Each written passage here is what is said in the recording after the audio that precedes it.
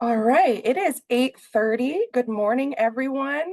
I think we're ready to get this webinar started. I'm going to go ahead and kick us off. So good morning. I just want to provide you all with a quick formal notice that this meeting is being recorded for note-taking purposes only. Welcome to the Local Assistance Day quarterly webinar hosted by the Division of Local Assistance. My name is Samantha Soto. I go by Sammy, and I am the Chief of Staff here at the Division of Local Assistance. And it's such a pleasure to be with you all this morning. So before we begin, I have a few housekeeping items I just want you all to be aware of. So again, just a reminder, this webinar is recorded for note-taking purposes. The agenda and any presentation materials can be found on the DLA blog website, which Sherry Graham, our Training and Communications Coordinator, will also drop in chat for you all right now. This next housekeeping item is really important, so please take a moment to tune in and listen. If you have questions or comments for our presenters, how can you relay them to us? So we have two different functions you're going to pay attention to throughout this webinar. For comments or general feedback that you have, please enter those details into the chat feature. If you have questions related to a specific presentation or item, please enter those into the Q&A field.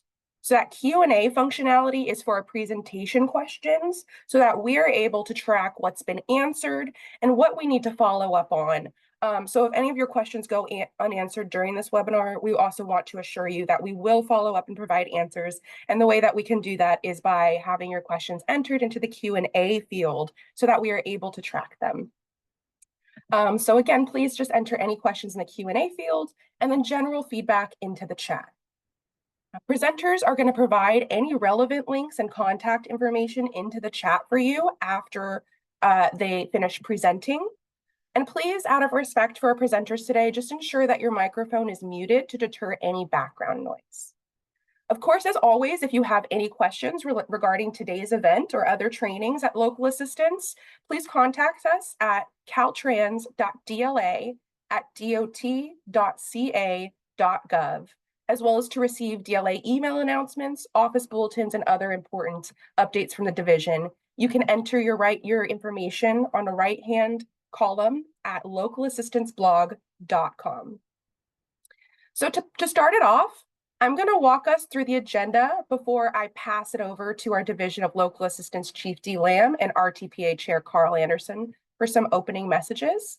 So Sherry, if you wouldn't mind, can we have the agenda shared on screen to do a quick walkthrough? Thank you so much.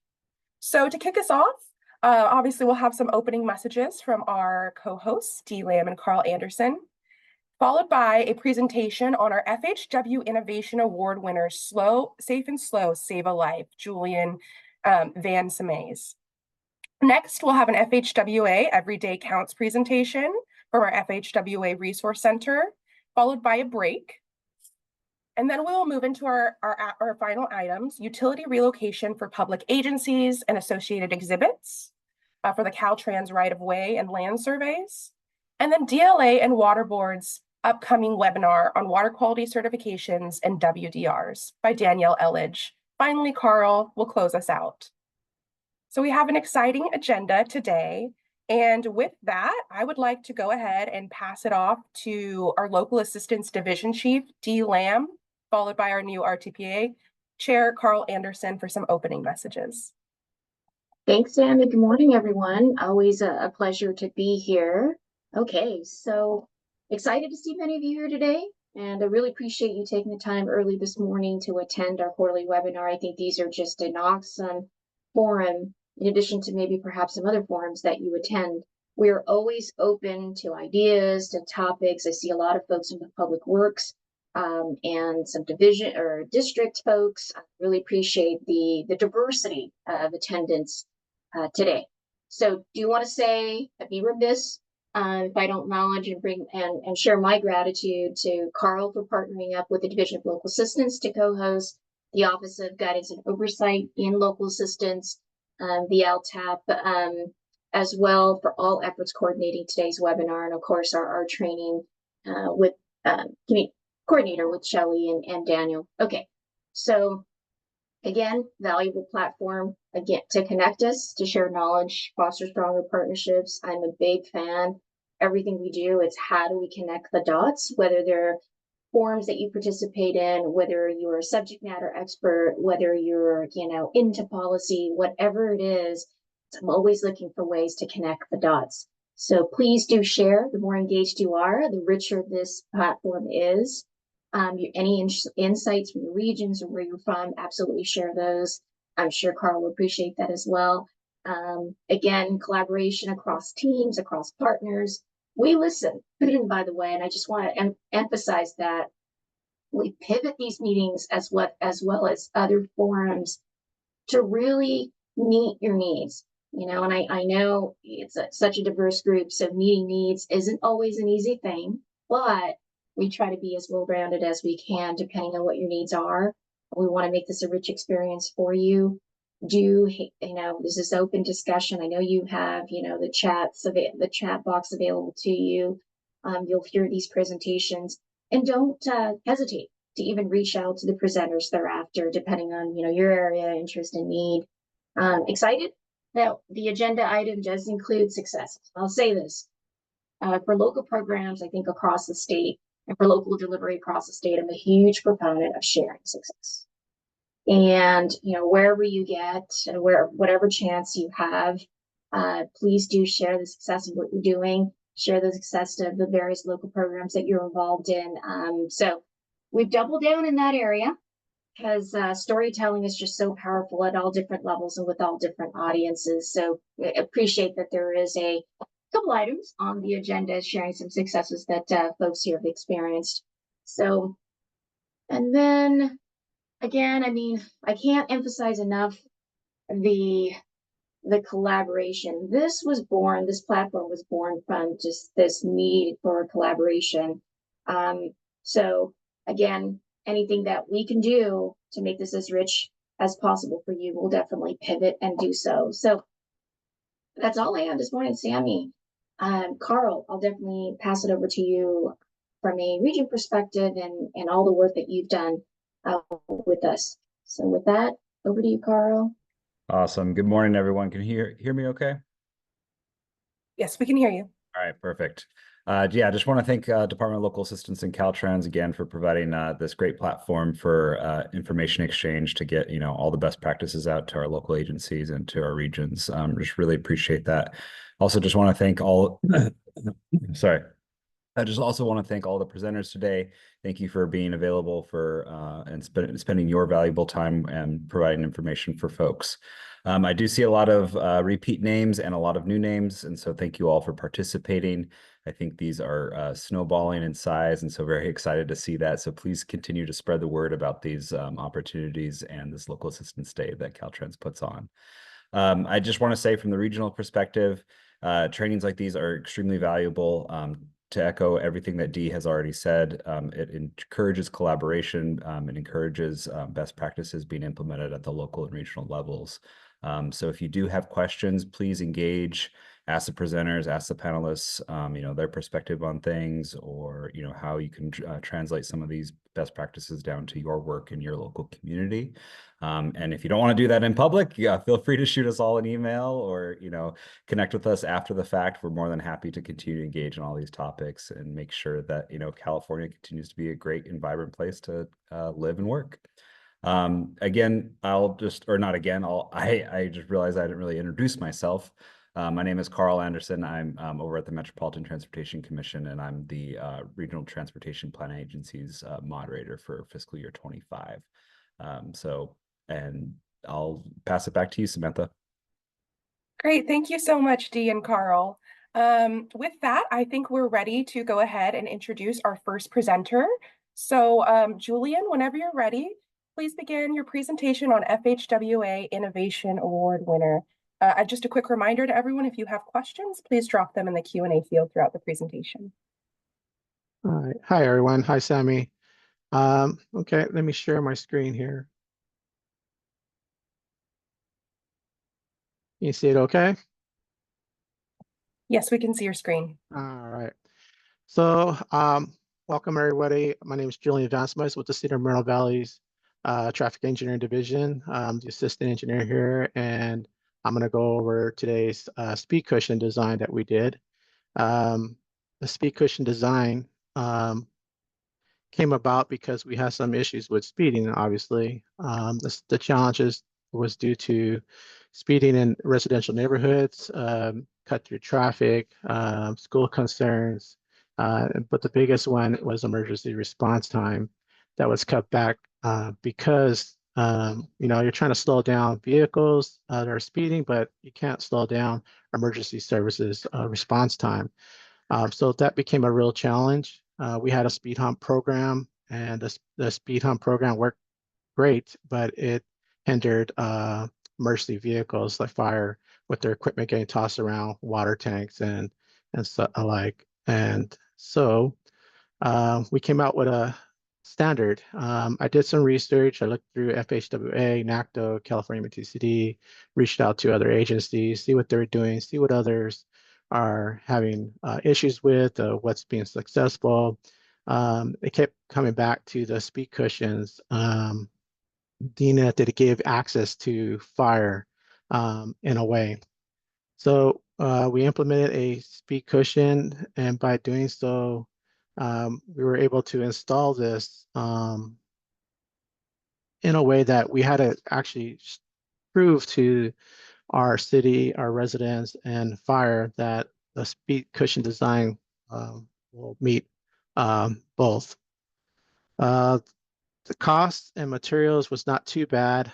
We did a prototype at our city yard. It was just some DG, some dirt, and we made some mounds, and we invited fire to go over and test them out. It worked out really well.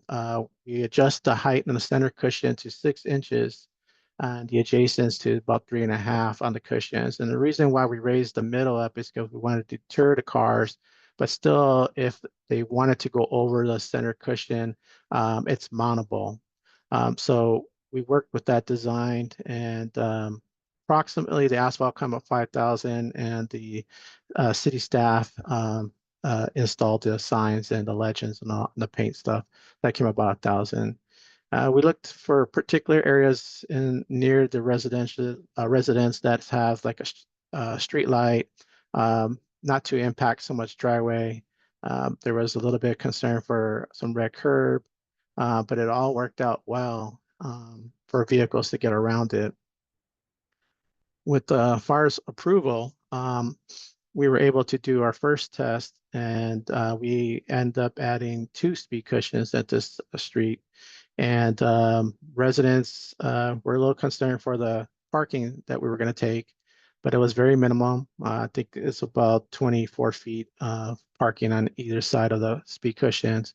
And that's just to give ample room for trash, street sweepers, other vehicles that need to get around the center cushion that might be a little bit larger vehicles like trash trucks. The success was really good. We didn't get too many complaints. The only complaints mainly we got was for the parking. Residents were happy they finally got something that would slow vehicles down. Fire was really happy that they were able to go through the center cushion without any deflection, meaning their wheels didn't raise up on the cushion at all. They were able just to go straight through. It did leave for other higher vehicles to go through, but from our observation, what we did is we viewed it through a camera system that we left out there, and that camera was able to give us a good idea what road characters that are out there that are driving, misbehaving, stuff like that. So we were able to see all that and come to terms that is being successful. This is the speed cushions design. If you do want this, my contact's on the PowerPoint here, and if you can feel free to chat with me, I'll be glad to share it. The designs, as you can see, shows 2 adjacent speed cushions, the center divider stripe that diverts the traffic around, the red curvature on the sides, There's a little bit dotted line there. You can see that's basically for white edge line. So if you need to use a parking stripe to help guide the traffic around, that's also an option. Here you can see our prototype we did at the city yard. We painted it, to give some contrast. We had fire go through it several times. Right here at the bottom, we raised this up and we wanted to get a little bit more for vehicles not to go down the center. We didn't want them to go down the middle. We wanted them to go off to the side. So kind of not to make it scary, but just to make it do not go down this way. So typically you would put a median sign, but we put the median sign to the side. And I'll show you this in a second here. Here's a quick video. There's no sound, but you can see the first vehicle going through. We highlighted it with bright yellow paint as we actually added a lot of reflective beading on top of that.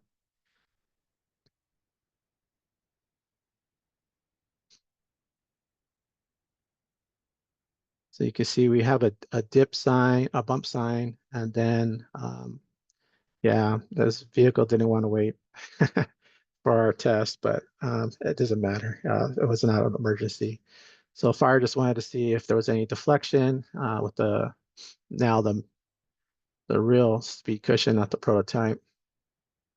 And I try to get really low to the ground so we can kind of see a good video of that. And that worked out really well. We're gonna have another fire truck come through. They're going a little quicker. And there's another speed cushion you can see a little further in the distance.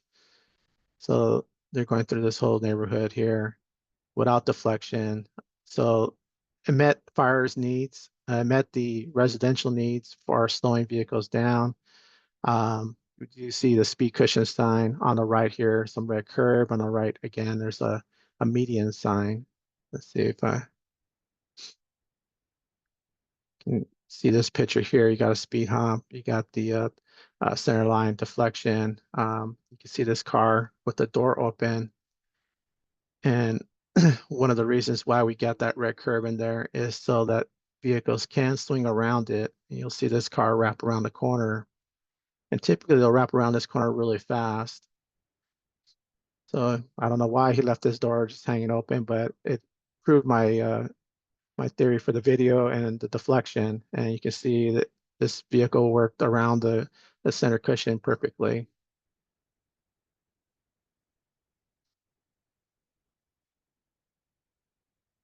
There's a little more coming.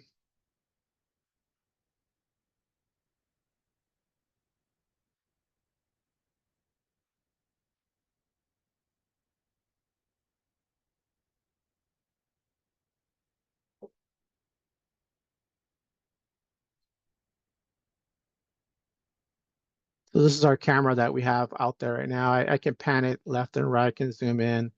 And it definitely helped us. We installed this in March this year, and we've been monitoring it since. And now that we got so much blessing with the Build a Better Mousetrap and and others, this really proved to others that this device is working. So we have about 40 other locations that this will get installed on. This one's just nighttime. I really like this, the reflection that it gave from the vehicle approaching. You can see in the background, there's a soccer field park. So this area does get packed with soccer. There's a water park. There's a school next to here. The Juan Bautista Trail's next to here. And you can see just the all lit. I really love that part where it gets all lit. There is a street light, but you can kind of tell that the street light doesn't really still give too much lighting. But with the reflection, the signs and the markers, it really does help.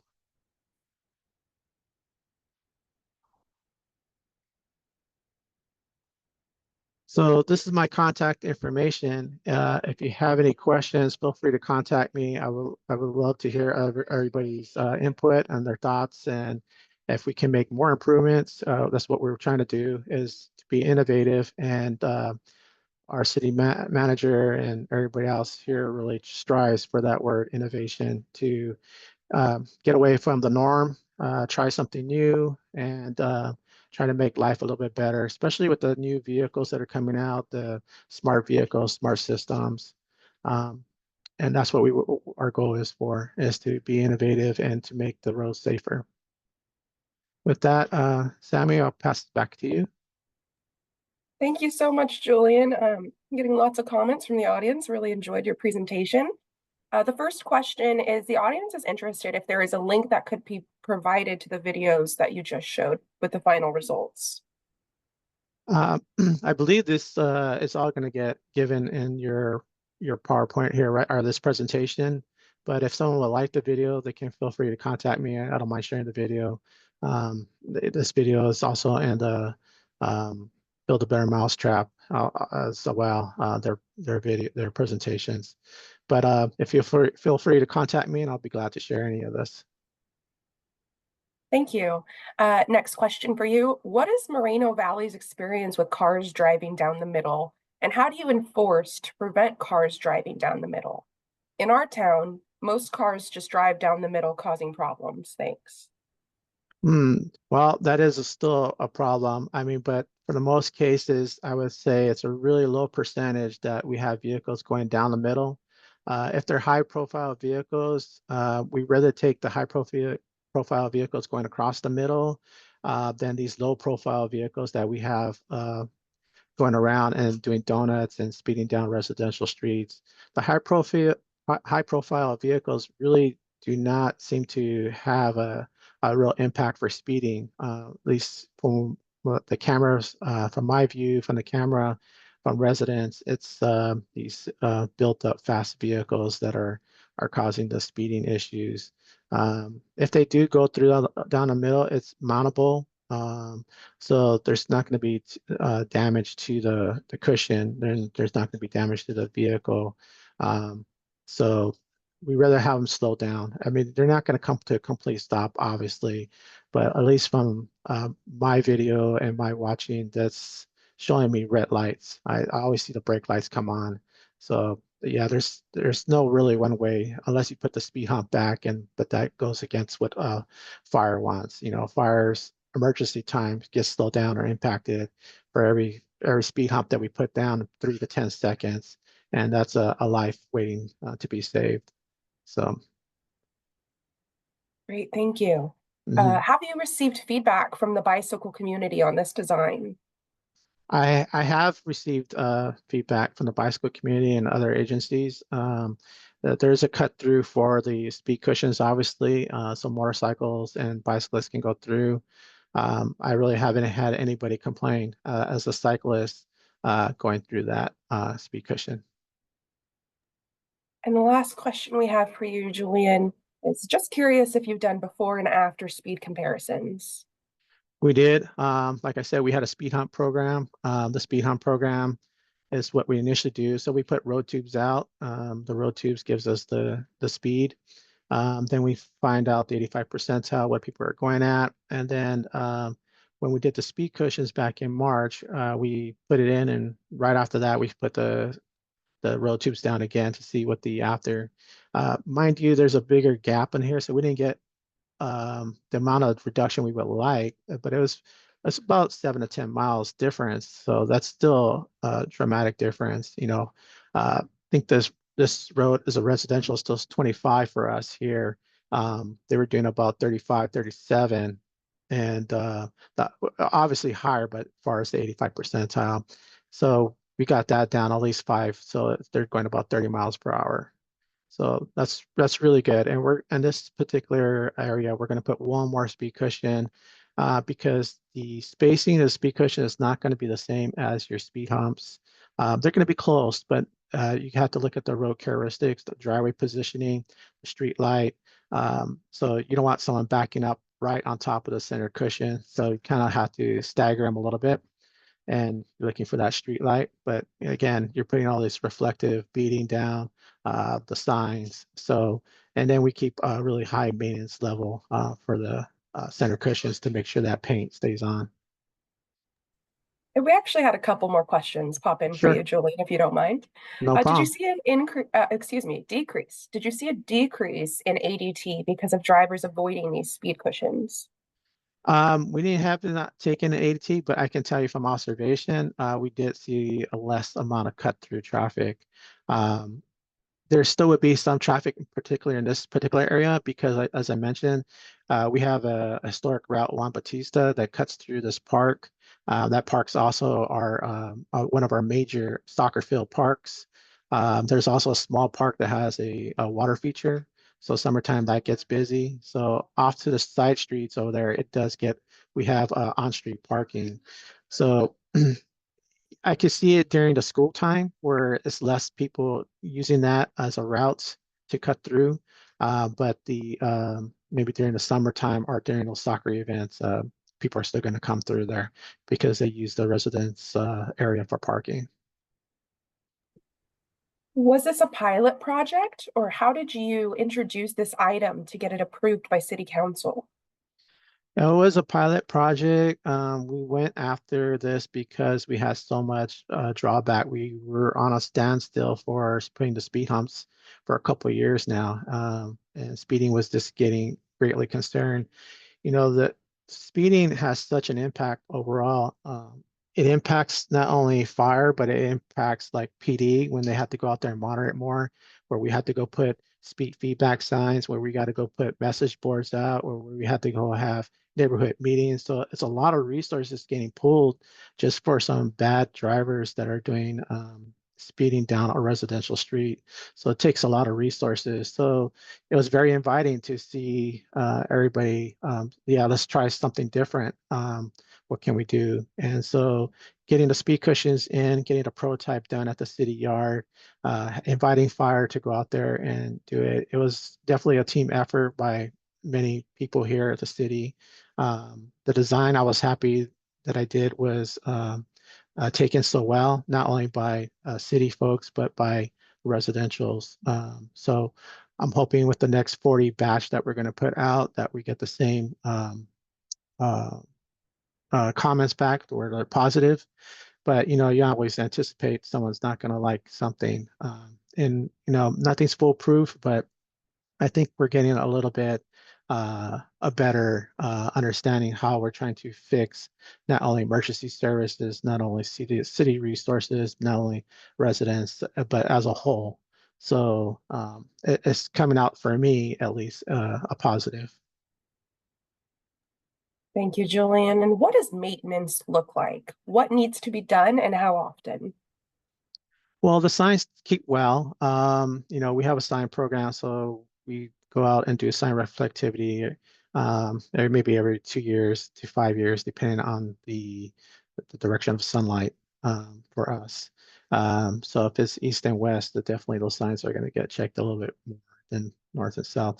But the striping, if we go out there and our guys see that they need it, they'll do it. If I go out there and just do my own surveys, we do it. But usually annually we do a striping check. So they drive around the streets and then they kind of get an assessment where it needs to get touched up. But because this particular device is new, they're a little bit on it a little bit more. So maybe every 3 months they're checking on this device to see if there's any scratches or scuffs. There has been a couple of scuffs. Obviously, someone drives with their trailer, or the tail hitch hits, or something like that. But I haven't had anybody come to the city and say, "Hey, we want some damages paid" or something like this, because there is signs. Like I said, there's the median sign. There's other things diverting you around. So it'd really be a hard case for someone to come to the city and say, "Hey, now you put this device is damaging my vehicle." Well, that goes for any traffic control device that we have out there. So they're learning, and it's just like the green boxes for the bikes. So it's just like the roundabouts and traffic circles, just anything. It's something that America, and I say this because in Europe and other countries, this is not new to them. This is something that they are already implemented. And so for us in California, there's a lot of speeding, and I'm sure all through the United States, but we try to to stick with what we had, which is in the Caltrans, FHWA. But I think right now, I think as we're all looking at, we have to be more innovative and try to see what else we can do. And sometimes just need some tweaking and some studies done. Great, thank you. Sorry if you already mentioned this, but what was the project cost? So for the AC and the speed cushions, it was about 5,000 a section. For the labor and signs and striping, that part came through the city. So that's the way we were able to manage it.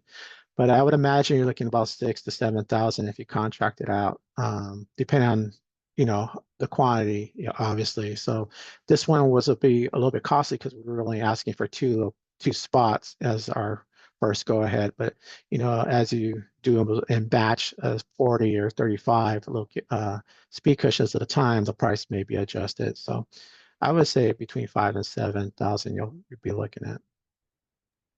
And this next question has to go back to enforcement again. Has there been any enforcement or have any police officers written tickets for drivers driving down the middle of the road over the center of the speed cushion? Well, resources for PD, they really don't have the resources for that. We have other issues as far as like double parking and school issues and stuff like that. So their resources are really limited. You know, they rely on traffic engineers and residents to, if there's an issue, to bring that to our attention. So that as a traffic engineer, we will monitor it. Like I said, where we have the video camera. If we do see like an abundance amount, then we'll have a scheduled PD to go out there with a particular time so they can monitor this within that time frame.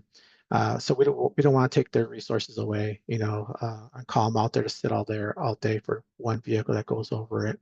So that resource is limited, but it is monitored.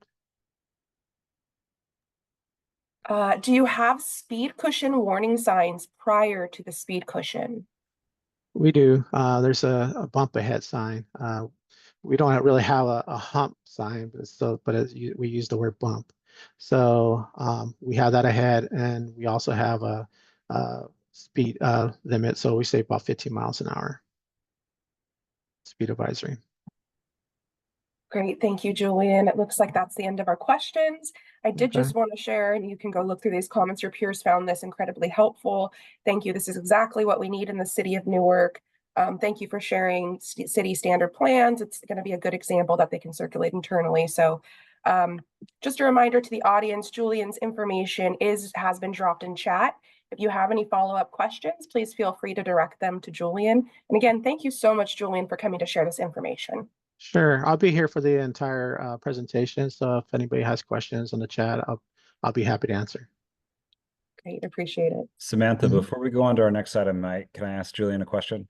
Please. Oh, awesome. Thanks, Julian. A great presentation, really informative. I appreciate all the feedback on all the questions that were asked. You mentioned that it's often pretty resource intensive to, implement some, speed control devices in neighborhoods like this.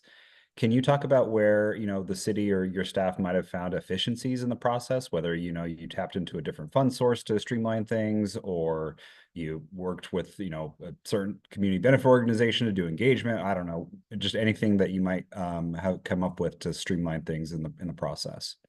well, the city council here is very positive in our speed hunt program. So they look to it as one of their key elements to slow down the vehicles. So they have budgets set aside for the speed hunt program, which is now being changed over to the speed cushions. We'll still use speed humps where we can, but all the speed cushions are and traffic control for speeding is it's getting fire's approval first. So if fire says yes to it, then we'll go ahead and implement it. So we can put a speed hump, we can put a speed cushion or other devices.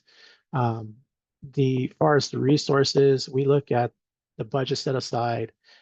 So we've been doing this for quite a while with the speed hump program. So we have a kind of average. At least 5 to 6 locations are usually needed for speeding concerns. But before we implement all that, we do try to see what other resources we can use as far as does it need striping, does it need signing, maybe a pop-out curb, maybe something else other than a speed cushion. Besides that, budget-wise, besides the set-aside budget from the city council, if we have our repaving program that's going out there, we might use that as a resource. And when we repave it, that might be a good time to use that money to not only repave our roads, but add a traffic control device. And we have done that. We've done speed tables and a pop-out curve with that.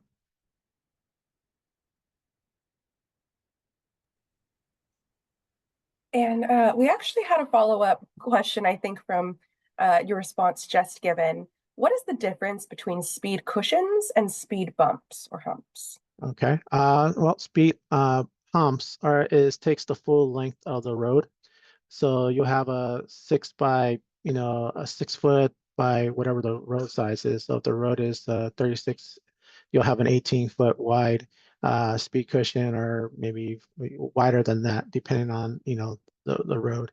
But it takes up the whole road. There's no break between the hump. So speed cushion, you got to think like little pillows. They're also called pillows. Little pillows in a lane of road, but there's an opening. But there's no opening on a speed cushion. It just goes straight across the whole road.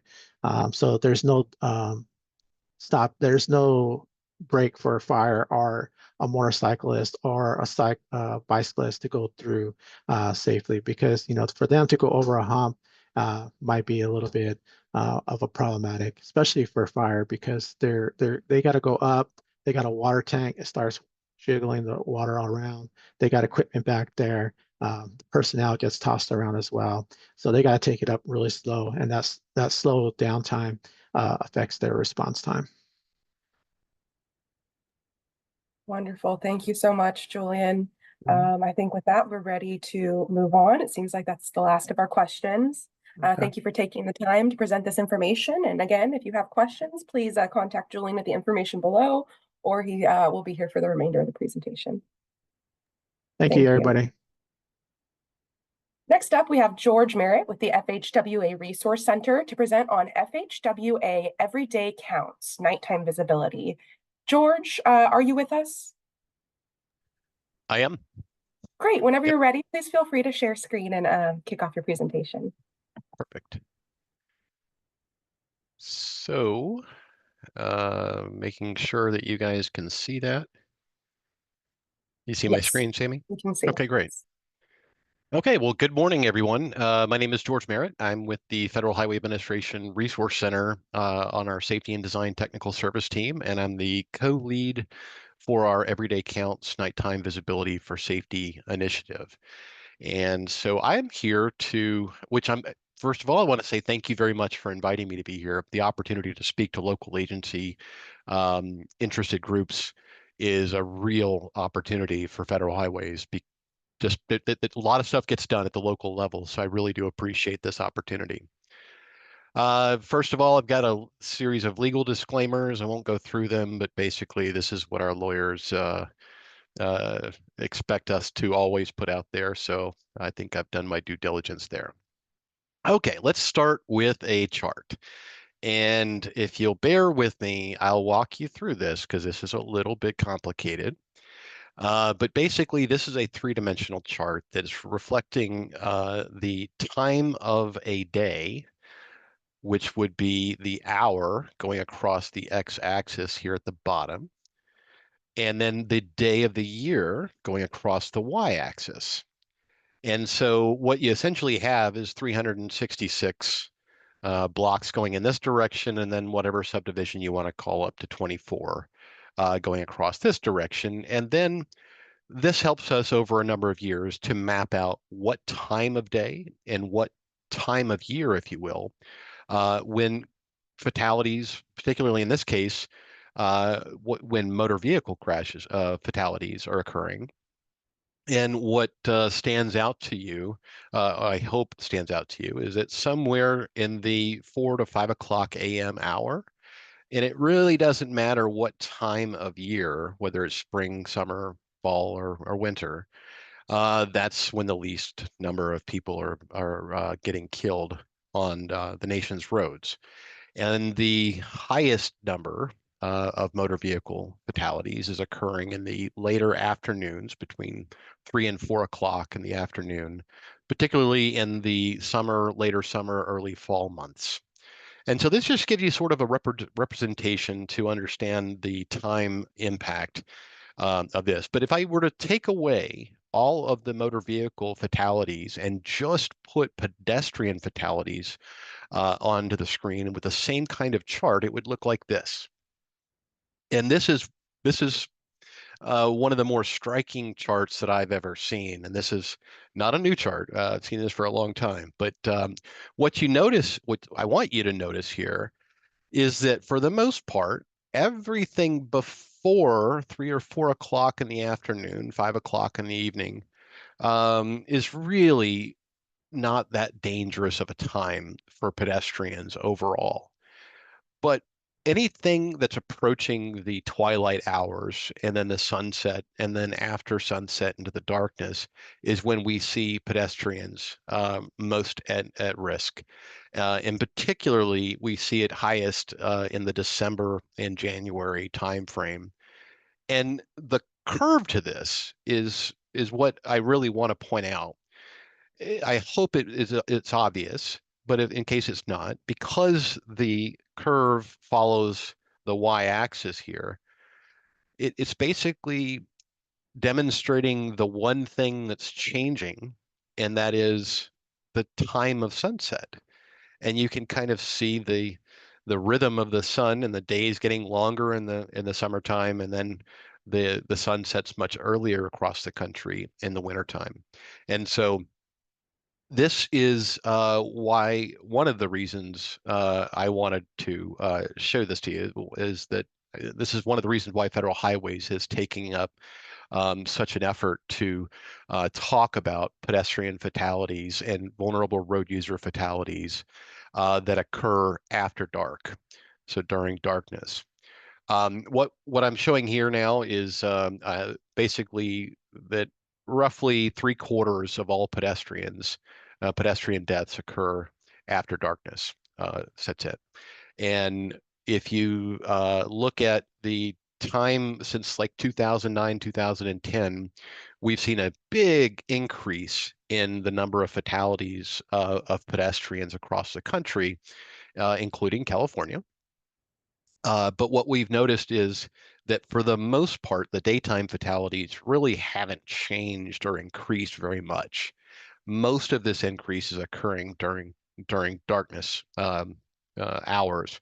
And so this it gives us more reason to want to talk about a variety of things related to how to offset this impact and try to save more lives, especially when this risk seems to be increasing as of late. It's interesting to me, and I think it's important to share with all of you that when we look at the different cohorts of pedestrian fatalities that are occurring during nighttime periods or darkness, that it is not necessarily equal depending on the race that we are. What American Indians and Pacific Islanders and Blacks and Hispanics and they are more at more risk than say other types of people in this country. And this difference is not just isolated for pedestrians. It's also affects bicyclists. So this is showing by race. This is American Indian or Alaskan Native, Black or African American. This is for bicyclists. So this is pedestrians, this is bicyclists, and this is all roadway fatalities occurring based on race. And I hope that the screen is big enough for you all to be able to read those labels. And so we're seeing that as of late, in the last 12, 14, 15, 16 years in particular, we were seeing a really big increase occurring for both pedestrians and bicyclists and vulnerable road users. And a majority of that increase is occurring, particularly with pedestrians. A vast majority of it's occurring during darkness periods. And so we've got to do all we can to try to address this. Now, I did put this up, and I don't expect any of you to really necessarily, I'm not going to go through this in detail, but what I want to point out, where I want to start with, is it's important that everyone understands that when we're born, everyone's born, you have a lens in your eye that all the light that you're using to see if you're capable, if you have vision, it starts out clear, but over time, as you age, it gets darker and darker and darker and darker. And so what this means is as we age, we require more light to see to some equivalent level, and this is assuming we have otherwise perfect eyes, meaning we don't have any kinds of disabilities or diseases or other kinds of injuries that affect this. But as we grow older, we're basically getting, it's almost like we're growing sunglasses inside of the lens of our eye. And because of this, there's a number of different people that we're certainly concerned about, and that would be older road users. And we need more light as we get older.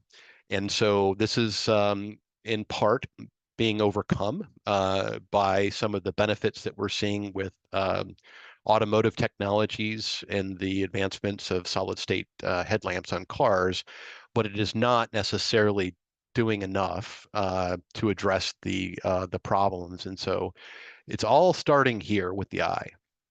And just a teeny bit of background information about the eyes and our vision abilities.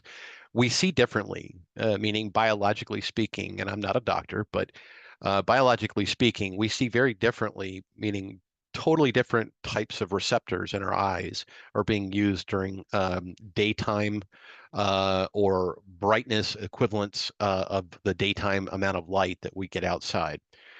At nighttime, those cells, the cones in our eyes, essentially, basically go to sleep.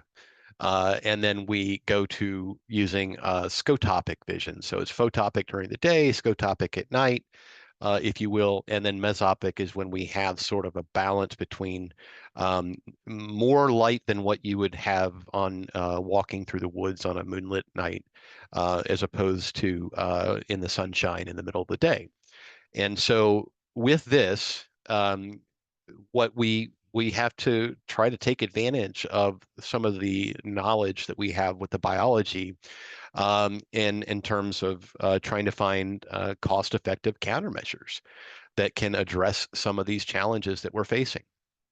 So let me spend a moment to introduce the project, the program that I'm co-leading. We call this our Everyday Counts program. Hopefully, this is not new to most of you.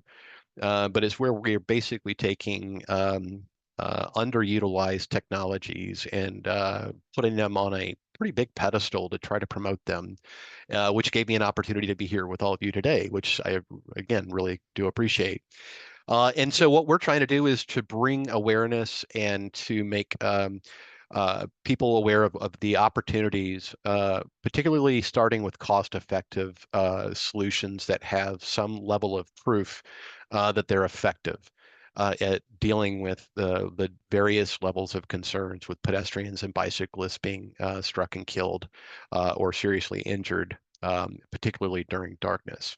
But it goes beyond that. And so ultimately, we are trying to build better communities as well, because we believe that when communities, when residents and citizens have access to their community resources and essential resources, then that makes a better community, a healthier community, and it just makes the world a better place. So what Federal Highways has done is we have decided to, it's really hard to find enough data that can give us an indication of where the highest risk is for a pedestrian or a bicyclist at night. A lot of our roads may have sidewalks or pathways. Most of our roads have crosswalks, many of which are marked.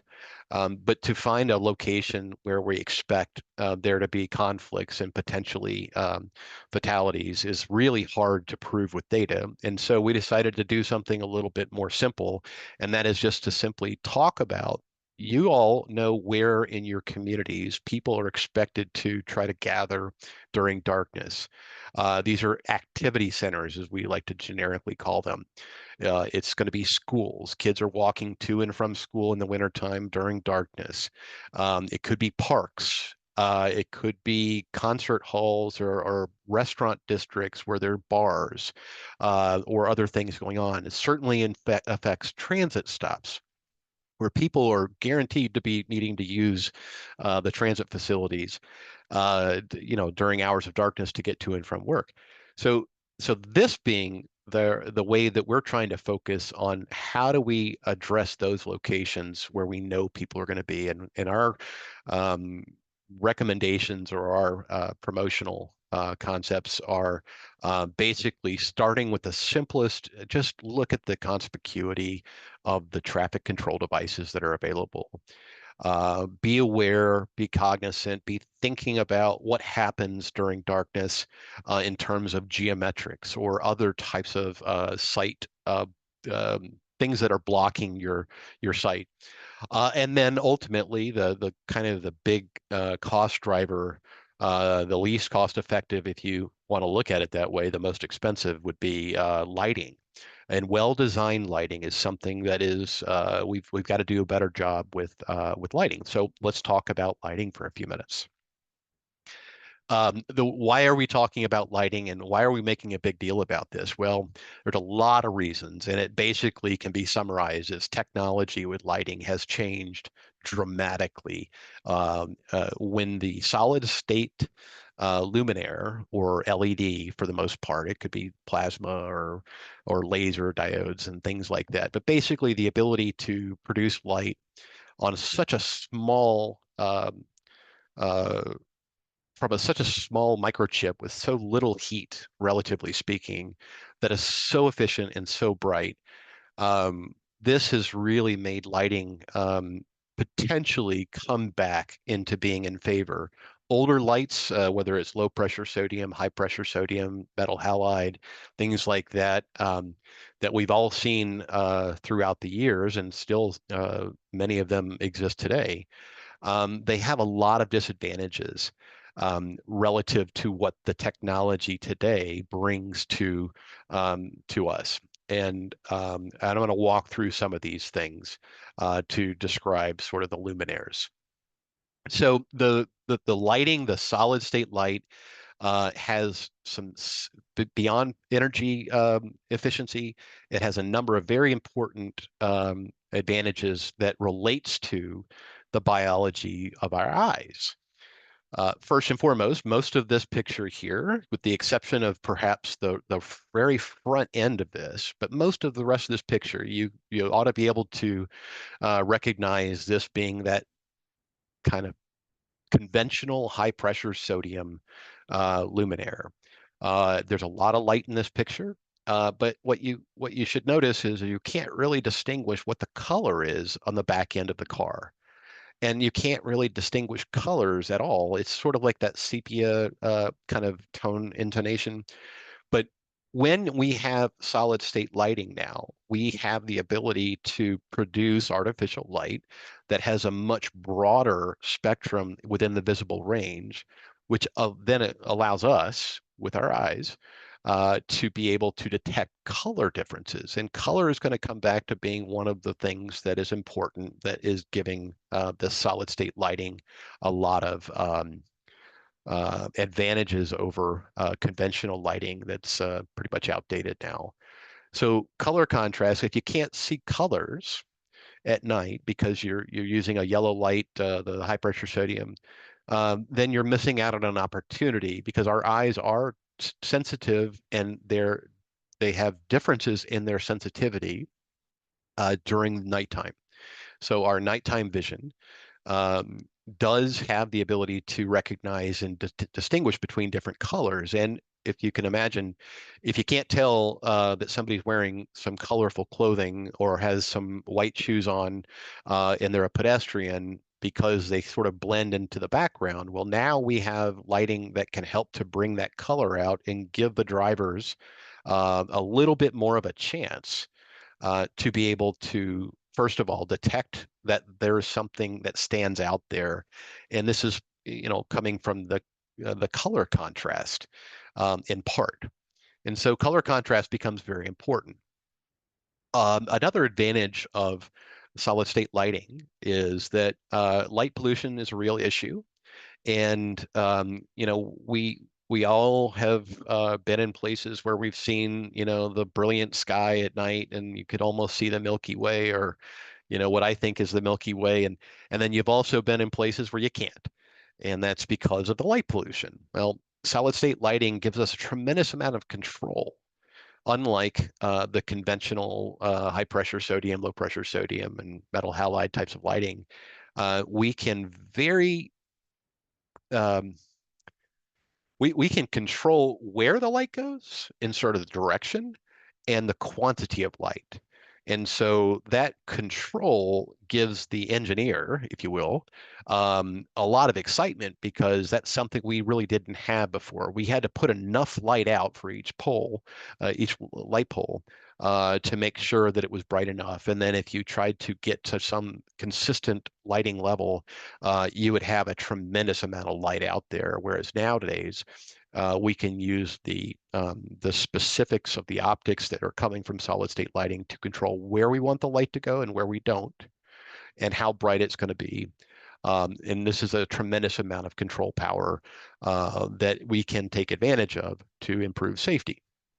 And so when we talk about sky glow, the traditional luminaire, depending on whether it's placed right or not, but it's basically talking about the light that sheds everywhere else. And when we have people that coexist near our lighting, they can get pretty ticked off if they have these bright lights coming into their windows at night and things like that. And so we have the ability to control this. And you're going to see a number of links at the bottom of my page.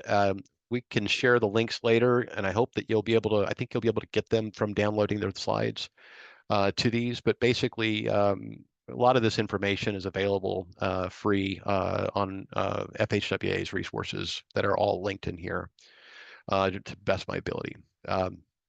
So now going back to color, we can control the light, we can control the quantity of light, and we can add color contrast, or the ability for a person to detect different colors, because with the spectral distribution, or the color of light that it's producing, the solid state light is producing, helps us take advantage of opportunities that we didn't have previously. So it is not as simple as talking about color. However, it is an advantage. And so let's now back up for a moment. Let's imagine, with or without lighting at night, the problem, 76% of fatalities and pedestrians are occurring during darkness, most of which are happening in the evening hours. You're relying on headlamps. And when you look at the headlamps of the vehicles, there's a tremendous amount of advancements going on. But we haven't changed the standard, the limitations of how bright headlamps can be. They're appearing to be much brighter. They're actually getting much brighter. However, no standards have really changed.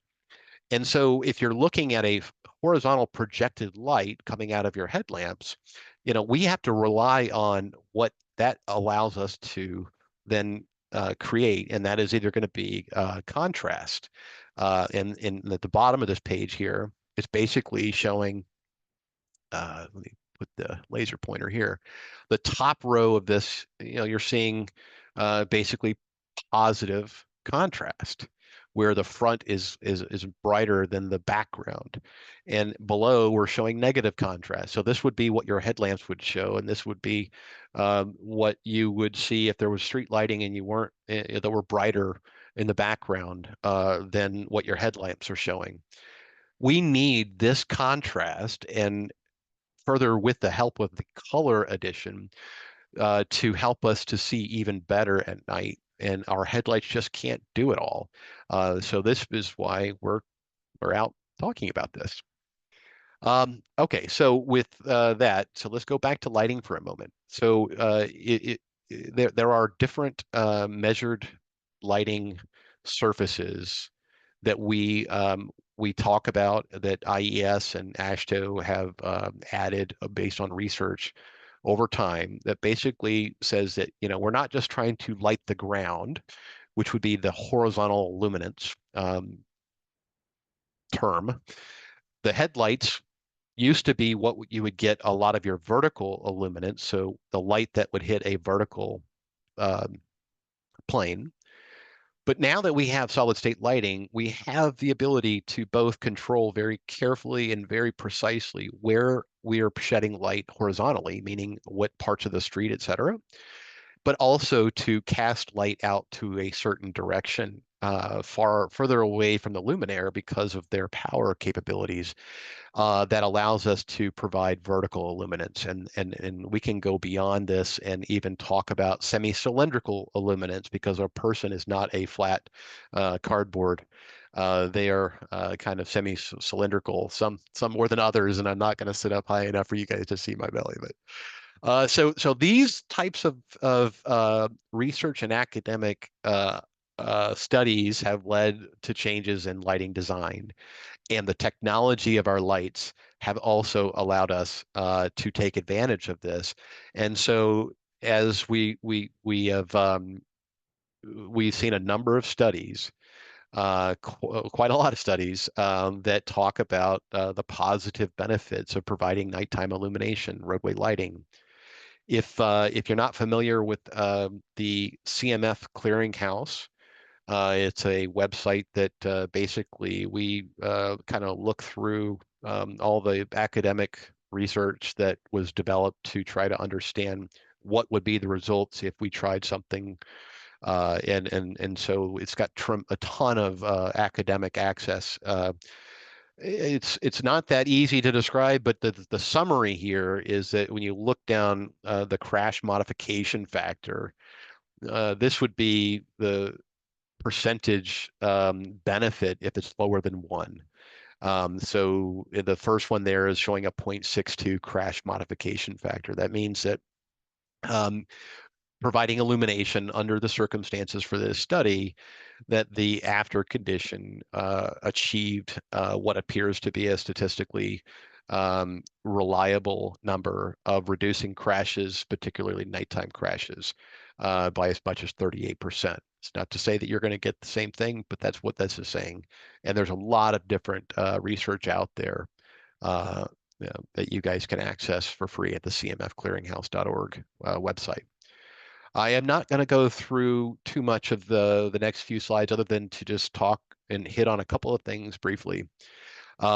We have a few of our state DOTs that were so gracious to offer up a partnership with us to develop the EDC initiative for that we're talking about. And one of them is Minnesota, which naturally, we've been looking at Minnesota for quite a long time because they've been very proactive. And what I wanted to highlight in this slide is that they do a lot of work to identify hazardous intersections on rural and/or local roads. The idea of state money going to local roads in the name of safety for Minnesota is not as big of a challenge as it might be in other states. And so they literally are looking at all the rural intersections across the state, and then they're proactively reaching out and saying, hey, we're going to provide or offer you an opportunity. We can put up some luminaires. And if nothing else, in the most dark locations of Minnesota, where you have two roads that intersect, if nothing else, these types of intersections have intersection crashes are very deadly. But at night, in particular, if you don't see the stop sign or you see the traffic control devices, there is some cognitive benefit. We don't know that we can fully understand it, but just putting a light up. I used to work with a guy named Fred Rank. And he used to say he was a big hunter and loved his dog, and they're best friends. And he said, make that intersection bark at night. And how do you do that? You put up a light. You put up something that's different than what everybody's been used to driving for the previous 5 or 10 minutes. And just that light, a luminaire alone, is enough to kind of jostle our minds in our driving to think, well, maybe I'm approaching an intersection. So we've got some really great examples from Minnesota. Florida is another example that they're really going big into lighting is a variety of both intersection safety countermeasures and pedestrian and bicyclists, vulnerable road users. And so we've got a video here that we put together. This is Richard Stepp. He's one of our team members. I'd encourage you guys to look at this very short video, but basically, they had $100 million of safety money that went straight to lighting in very targeted locations, and their results are coming in, and they're pretty amazing to see a lot of the benefits that they're getting on average across the state.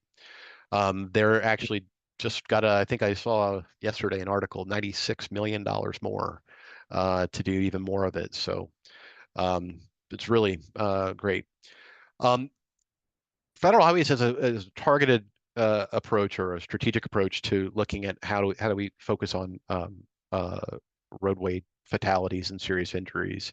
And so we look at roadway departure crashes, we look at intersection crashes, and we look at bicyclists and pedestrians, because those three categories make up almost all of the fatalities that occur. And so I'd be remiss not to mention something about traffic control devices. This is the lowest cost, most efficient, and possibly the biggest improvement that all of you hopefully would have the ability to make for very low cost, low effort. And this is from our previous EDC on focusing on rural roadway departure crashes. Just simply adding edge lines on roads that don't require edge lines, particularly in horizontal curves, and particularly on curves that are identified to be problematic, as well as post-mounted delineators, very low cost. They've seen quite a bit of awesome improvements in terms of safety performance. And so wanted to point that out, that that delineation is a big part of this. North Carolina DOT is going to all 6-inch markings. Wider markings have both daytime and nighttime benefits. And then now that the maintaining minimum retroreflectivity for pavement markings has been published into the MUTCD, and I apologize, I was one of the co-authors of that rule. But it really does have a lot of safety improvement opportunities to keep people on the roads, especially in rural and dark locations. This is one more video I want to just highlight, and you'll be able to click on this, but this is the illumination up in northwestern Washington. This is an older video, but they talk about the Native American population up there, the Lumi group, has a casino, but a lot of the people that work in the casino don't have a car, and so they walk or they ride a bike to get to work. And because casinos run all night, they didn't have a safe way to get there. And this is a really neat project where they basically installed a non-motorized pathway in some areas elevated, that has both adaptive lighting, meaning that the lights can get brighter or dimmer. It's solar powered, and it's motion activated, so that they can preserve the light or the energy in the batteries as much as possible, so that they're not wasting that energy. And so that's a really neat video if you have any interest in that. Now I'm going to segue over, doing a quick time check, segue over to just some bare basic things. Where would you start if you wanted to enhance nighttime safety? First of all, looking at all your intersections and identifying whether or not the traffic control devices are either adequate or could be improved. And there's opportunities to enhance both signing and delineation markings. And you can see there's a couple of links in here that you'll be able to get from the download. But we see that just something as simple as reevaluating your traffic control devices can be enough to reduce the frequency and the number of crashes occurring. In this case, nearly 15% at night has been observed, and in some places more. In some cases, oversizing stop signs. That stop sign is a really critical cue to don't disobey this sign, right? And we've seen some reductions in up to close to 20%. In going a little bit more, you might have a rural intersection somewhere that you can both double indicate, oversize, and then maybe consider a flashing beacon. Flashing beacon, again, making that intersection sort of bark, if you will, at night, giving just another cue for drivers to realize that they're about to cross a path of another, with potentially of other vehicles, can really can reinforce both the traffic control and help to reduce these really dangerous crashes that occur in rural areas. Sight distance. I don't know how many of you guys are sitting in the Los Angeles area, but I did take this picture of this tree in LA on my way to the District 7 office, and these trees. And the first thing I saw was I can't see the signalized intersection just beyond it. B, these trees will never get cut down. If a tornado or a hurricane or lightning or something else doesn't take these trees out, I don't think these trees will ever come down. Really beautiful specimen trees. But this is the kind of challenge that we deal with. We both have, prized trees in our community that we really need to work around. But we also do a lot with vegetation and trees for aesthetic purposes. And we have to think about what does this activity or what does us adding aesthetics and landscaping do, how we use the right-of-way to basically block the view of vulnerable road users. And in this case, there's no way you can see the signal here. You can't see the pedestrian that may step out at this signalized intersection. There's a lot of problems here. And to take it further, I have to then bring this close to home. This is about a half mile from my house, a brand new safety improvement project. We had a roundabout put in and it was a little bit messed up. So they came back to do some work to fix the roundabout, not to go from a single lane in each direction to a 2-lane roundabout back to a single lane. They made these right turn onlys, but then they came back and put in RRFBs, rectangular rapid flashing beacons, to basically give the pedestrian wanting to cross the major road here. And the problem here is you can see where my dot is, the right-hand RRFB is behind the trees. So the state did the project. The locals have the aesthetics and the landscaping ordinances about trees. And the state didn't want to get into the middle of like what to do. So they went ahead and placed it. And I am going to use this until they cut these trees down, because it's like this is where we have to really think, because if you can't see the traffic control device, this big RRFB, then you're really, it's not going to work. So geometrically speaking, so I'm a safety and geometric design engineer. So I'm basically one of our sponsors for all geometric design in federal highways. And I'd be remiss not to talk about, like, in the idea of designing a road, if we're not doing what we can to improve intersection sight distance by making modifications of the landscape, then we really need to think about that. And this was a challenging project in the Midwest. And what you can see here on the left, we were taking people's property and we were basically saying we need to bring this hill down because this is a fast moving road, and there's schools and churches and pedestrians and all this stuff going on. And so, kudos to the DOT for taking this on and working to enhance sight distance so that we don't have visual obstructions.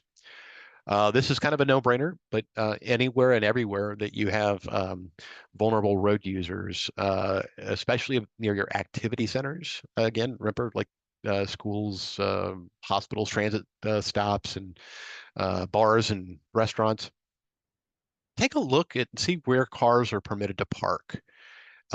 Just people parking can be enough to obstruct the view at night for just long enough for somebody to get struck as opposed to not getting struck. And so, this really seems to be pretty easy, but in reality, parking near intersections and near crosswalks is very problematic, and it's an easy fix for most agencies.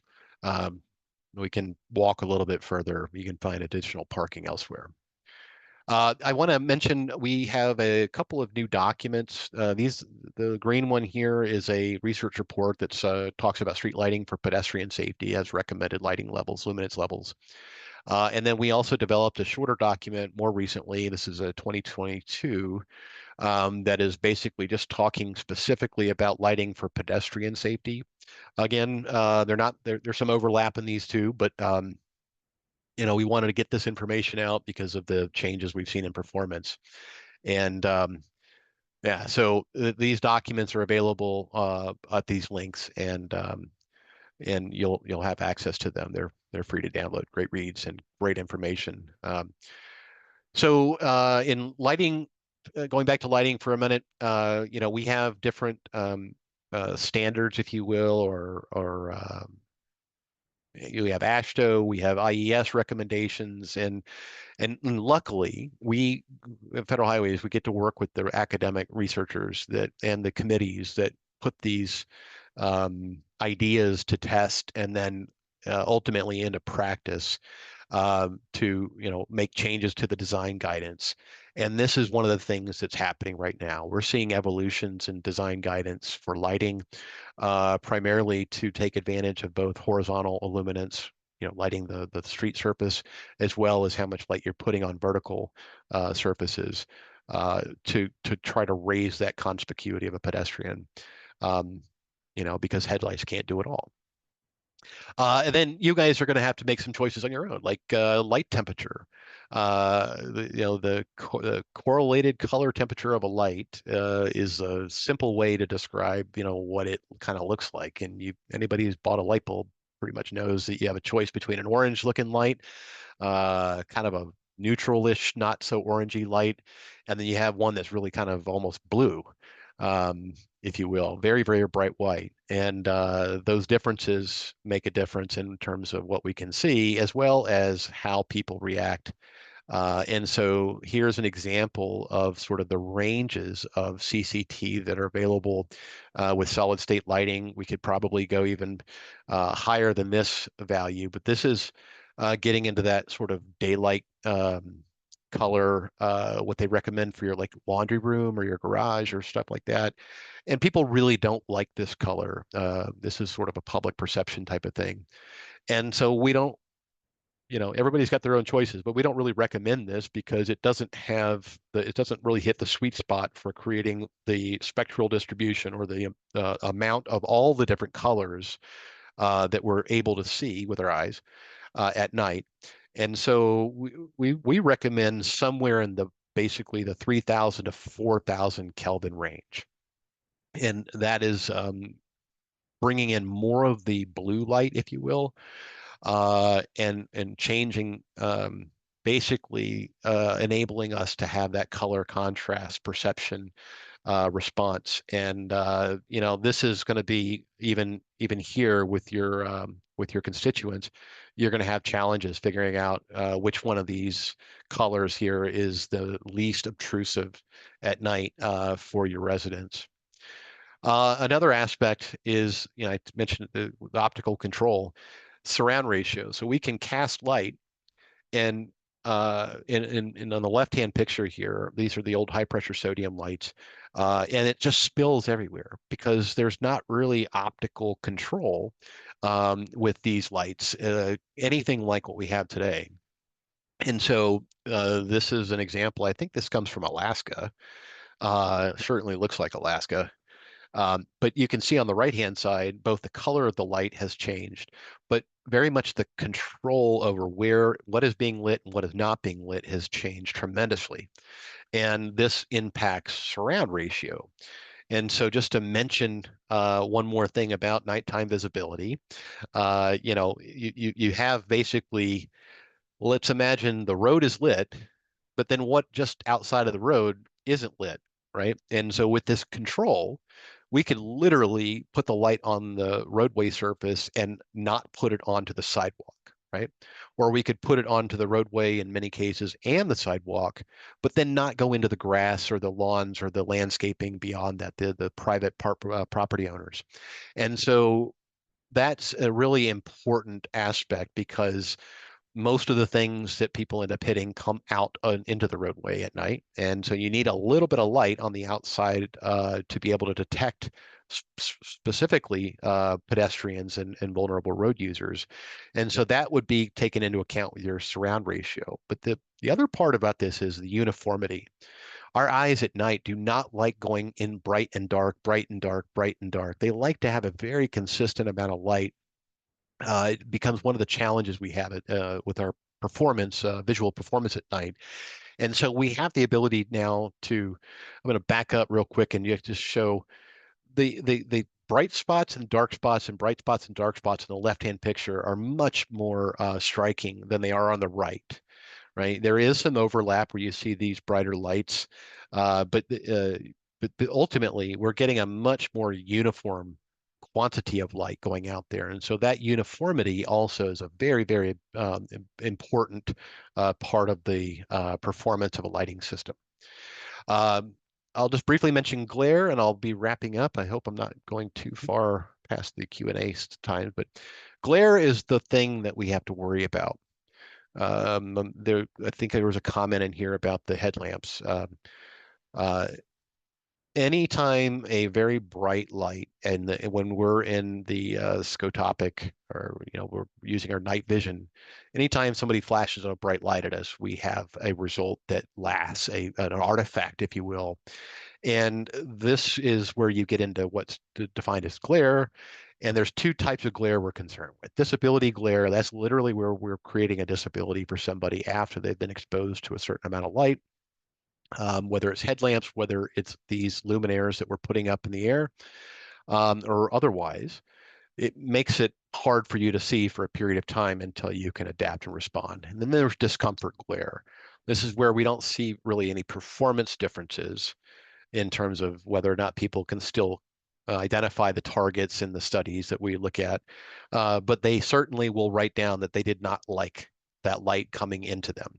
And these solid state lights, LEDs particularly, have the ability to create a tremendous amount of glare. And so this is another area where we have the ability to control light and design the light to get it where we want and the quantities we want, but we got to be careful not to overpower because it can create a number of glare concerns and issues.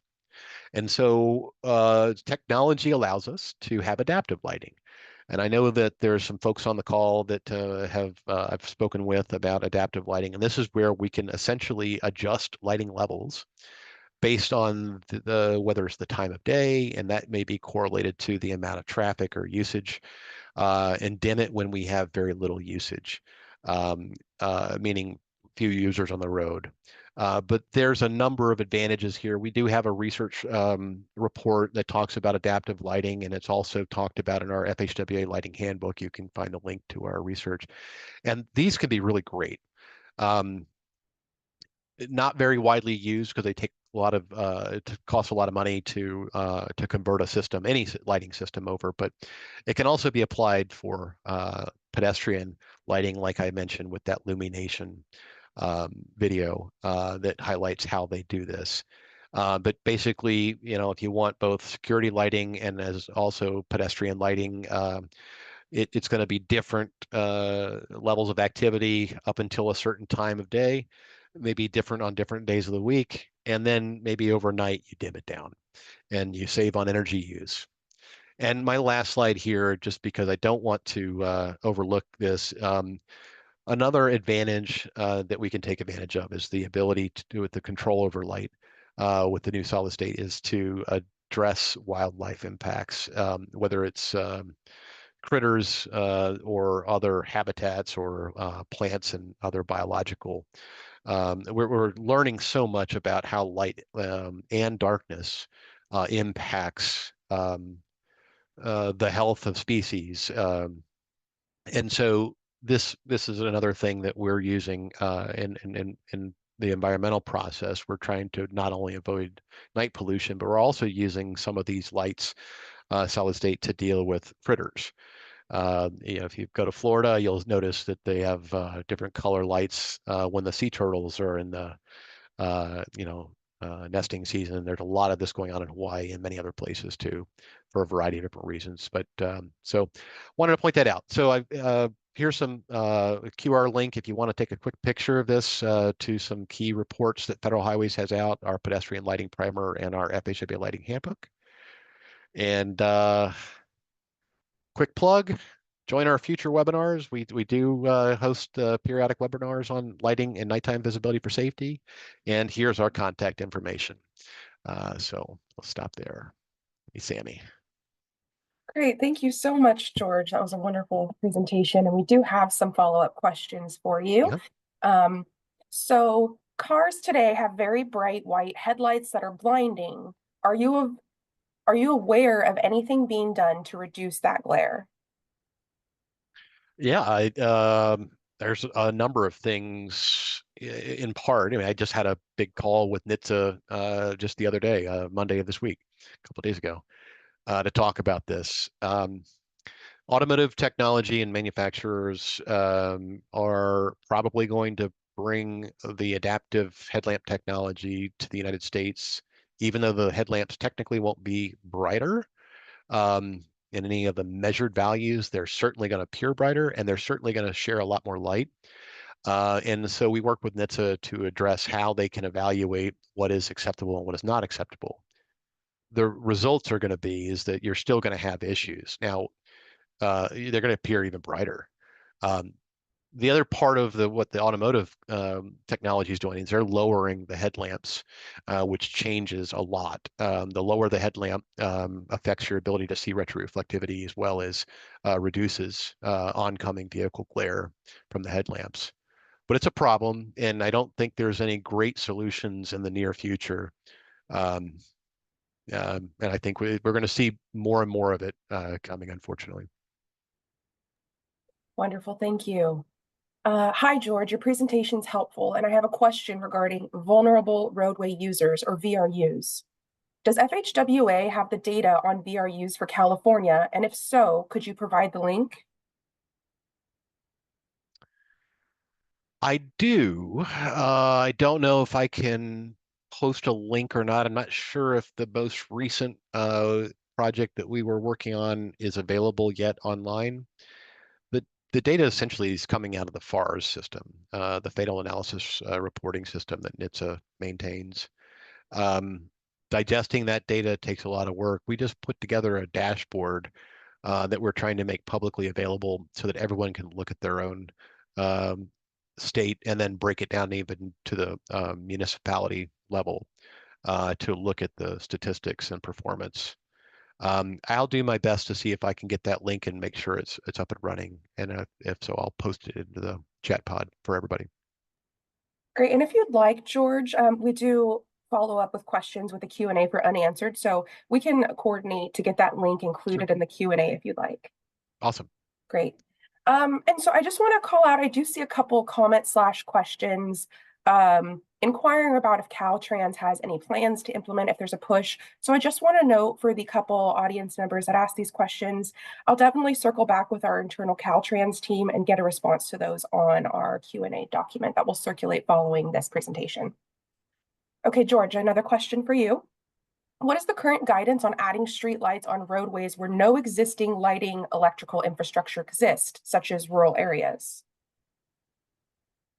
So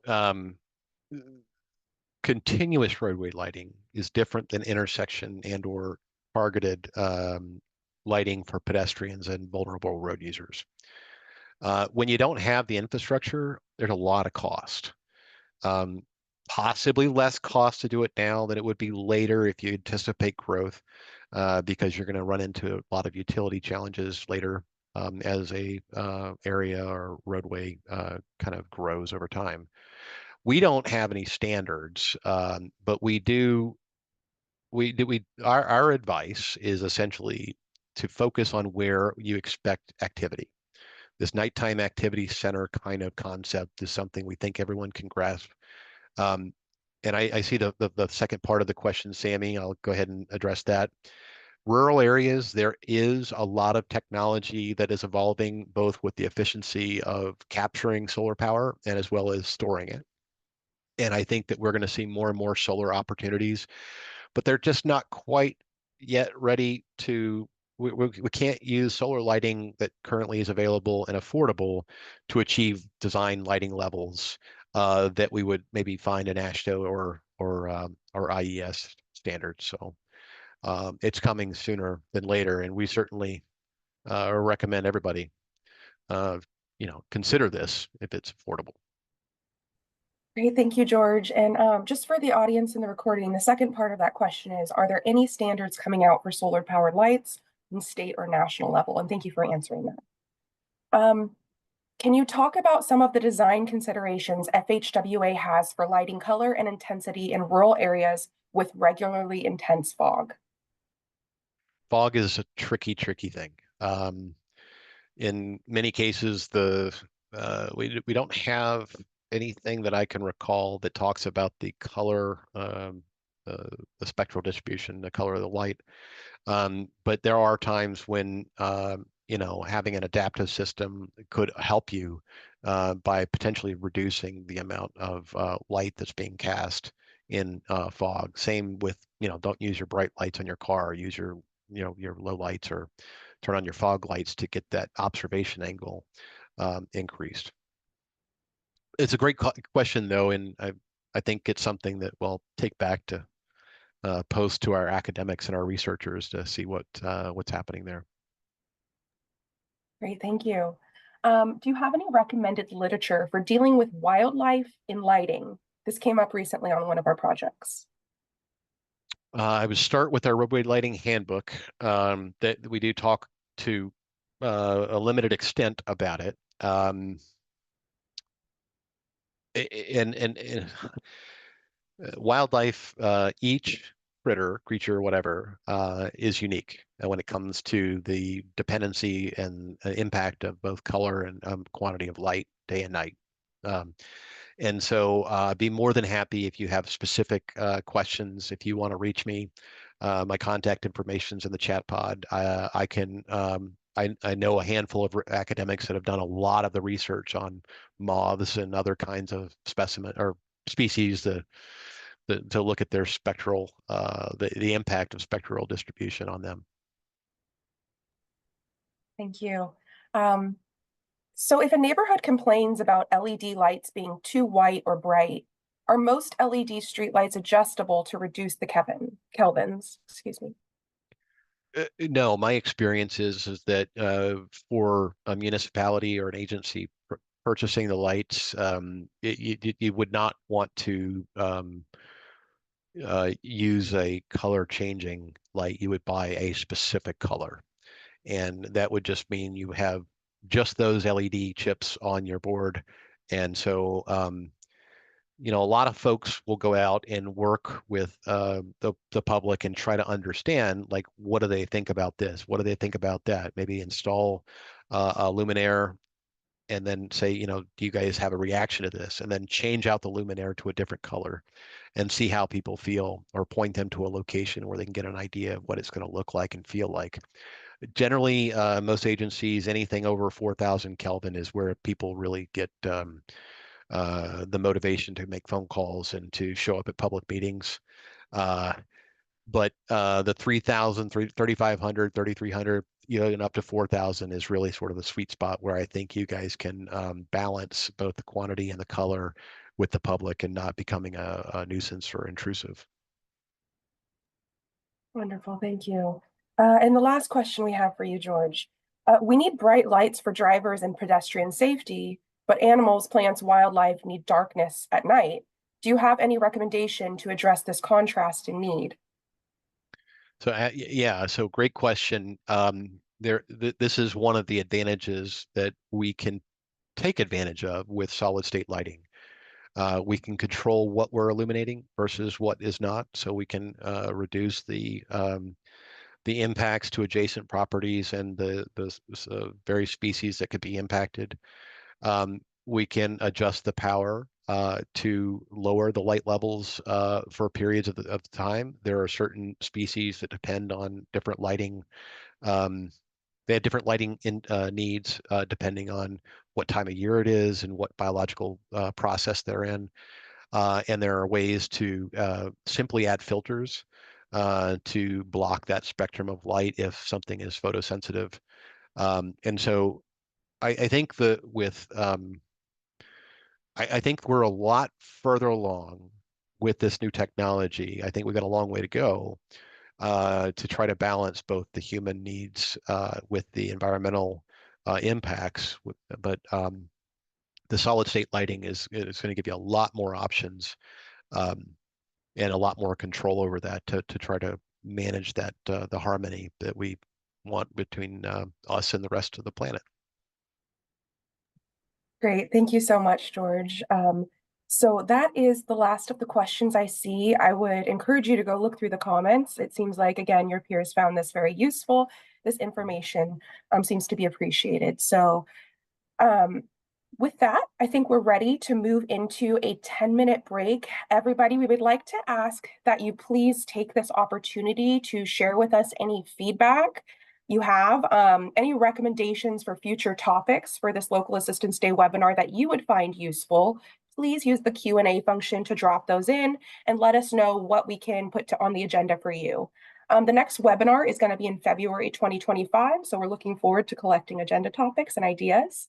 With that, Sherry is going to share a 10-minute timer on the screen, and we will see you all back here at about 10:16.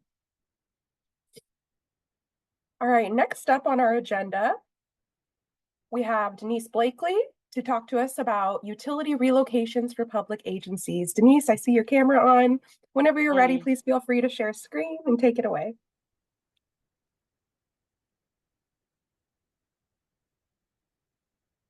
Okay, good morning, everyone. Okay. My name is Denise Blakely. I am from Caltrans, Division of Right-of-Way, Office of Utility Relocations and Railroad Coordination. I have been working for Caltrans for more than 20 years doing utility relocation, and I currently am in headquarters as the acting office chief for utilities and railroad. So that's a little bit about myself. Let's talk a very high level overview about the utility relocation process for highway projects here in California. Now, this is a picture of a nightmare that scenario if you have a project where you need to relocate all of these items. This does not look feasible, but it can be done. And I'm going to just kind of walk you through generally how to get some of this done. First, let's start with the definition of utility relocation in California and the federal government. This is from the CFRs.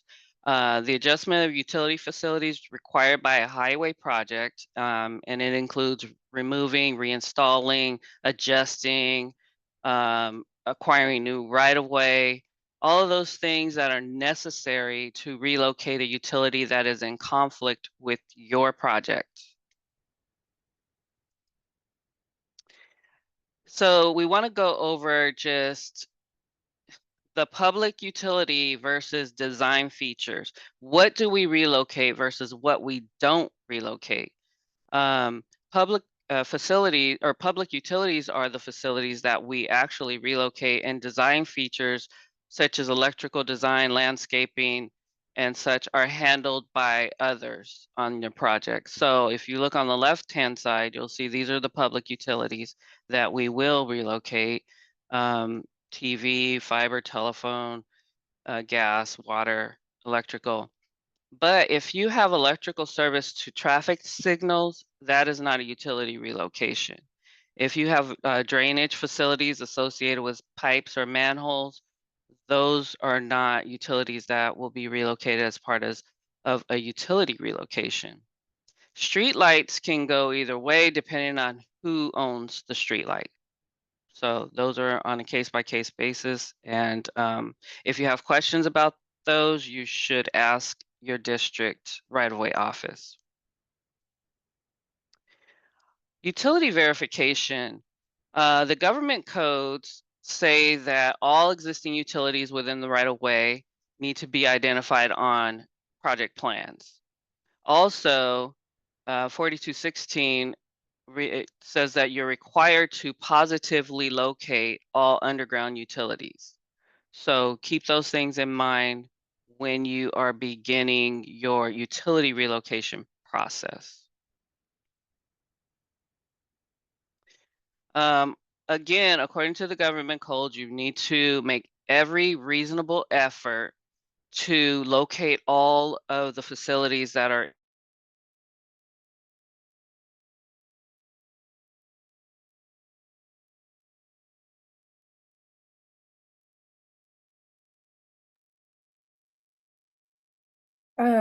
Denise, are you with everything us? you Oh, there we go. you want to do everything you can to make sure that you identify those facilities. Some ways that you can identify those are to check right-of-way records, review old files, check county recorders' offices, USA or Dig Alert, field reviews, encroachment permit files, and also request the owner's facility mapping. And that seems to be the most often people check for facility mapping, but there are other ways you can check also. This is what we don't want to see. So please, please, please make sure that you positively locate all underground utilities, especially high priority utilities, gas lines, and other high priority utilities, because we don't want anyone getting hurt during a highway project.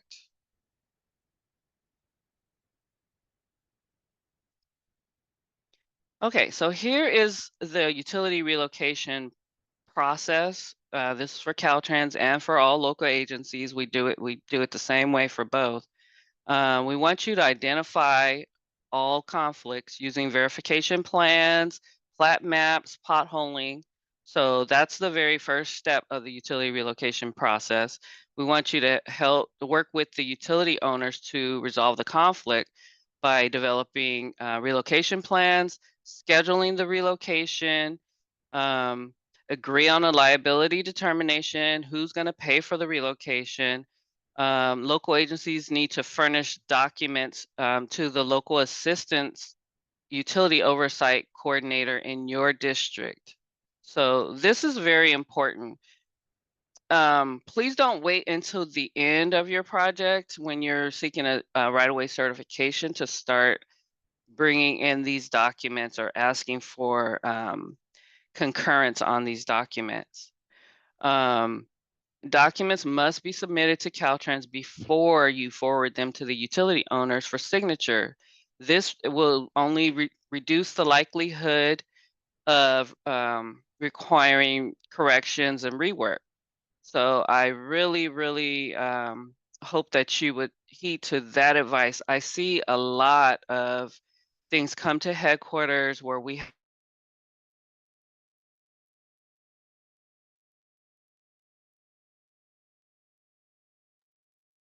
Hey, Denise, I think have we're to losing you. review documents that have already and fix them.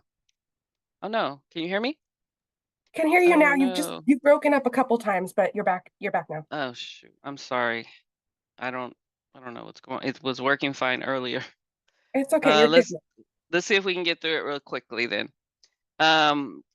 Provide all executed copies to the local assistance utility oversight coordinator, and then send in your right-of-way certification. Documentation required for utility relocation. every utility needs a separate file with all documents as applicable. So I'm going to do a really quick these documents that you see on the screen: the notice to owner, the report of investigation, the estimate, the owner's claim of liability letter, the utility agreement, including the 14F or the 14I, which I heard you guys had questions about, utility owner's relocation plan, and specific authorization. So for the report of investigation, ROI for short, it's also the 14E in the LAPM, is needed for all conflicts where the local agency pays any portion for the relocation. So whenever you're going to pay even $1, you need an ROI to be completed. The report details the reasons for the project or local agency paying for any part of the utility relocation. It's an internal document, but it must be presented to Caltrans for review. The claim of liability letter it's really a response to the document that you send to the utility owner asking for their liability and asking for their relocation plans. So in response, they should send you back a liability claim letter. They should give you relocation costs. They should not have any contingencies. They should also tell you the liability, who is responsible to pay for it, and that kind of thing. All of the questions are asked on the claim letter that you send to them, and so they should just answer all those questions and send in supporting documentation. The notice to owner it's a legal document, notification mandated by federal regulations, and it must be sent to every utility owner required to relocate for a highway project in California. Please avoid sending the NTO to that requests utility owner provide relocation plans. It just kind of waters down the notice to owner. So if you're not getting the relocation plans, I would ask you to try to avoid sending a notice to ask for the relocation plans. Try to get it in other ways, meeting with them, lots of communication. I mean, when we teach our 5-day utility relocation academy to our Caltrans students, we talk about the 3 C's: collaboration, coordination, and communication. And that's what every agency should be doing when dealing with utility owners. Oh, okay. And the notice to owner, I'm sorry, needs to have a unique number for each utility facility. That's very important. Please don't have every notice to owner have the same number. It needs to have a unique number. This is just a copy of the notice to owner. On the left, you'll see the original notice to owner. On the right is the revised notice to owner.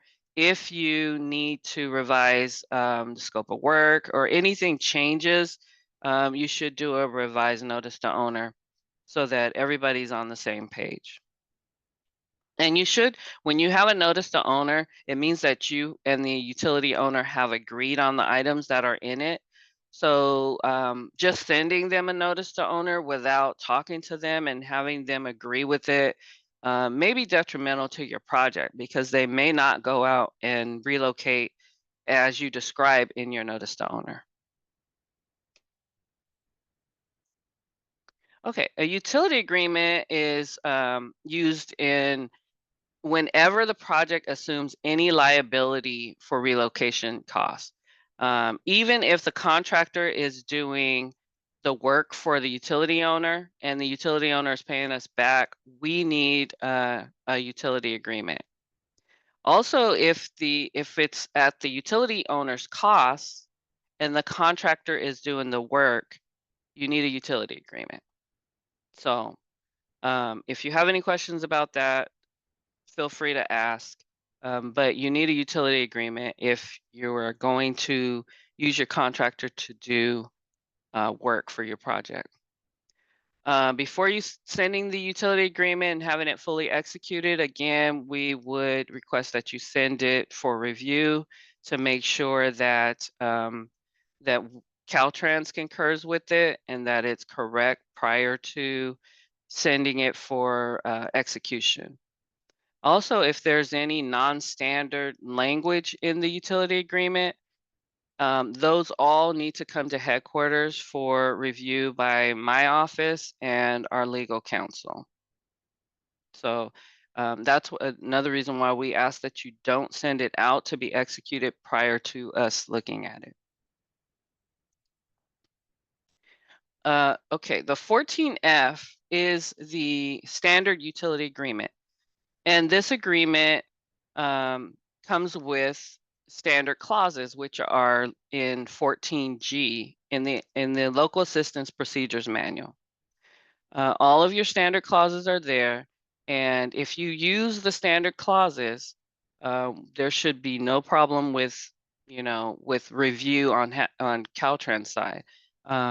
You may have to talk to the utility owner to make sure that they agree with it and that they'll sign it. But if they sign an agreement with all standard clauses, you're good.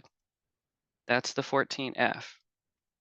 The 14I is it's a special agreement actually created for those times when the utility owner, when the local agency is also the utility owner.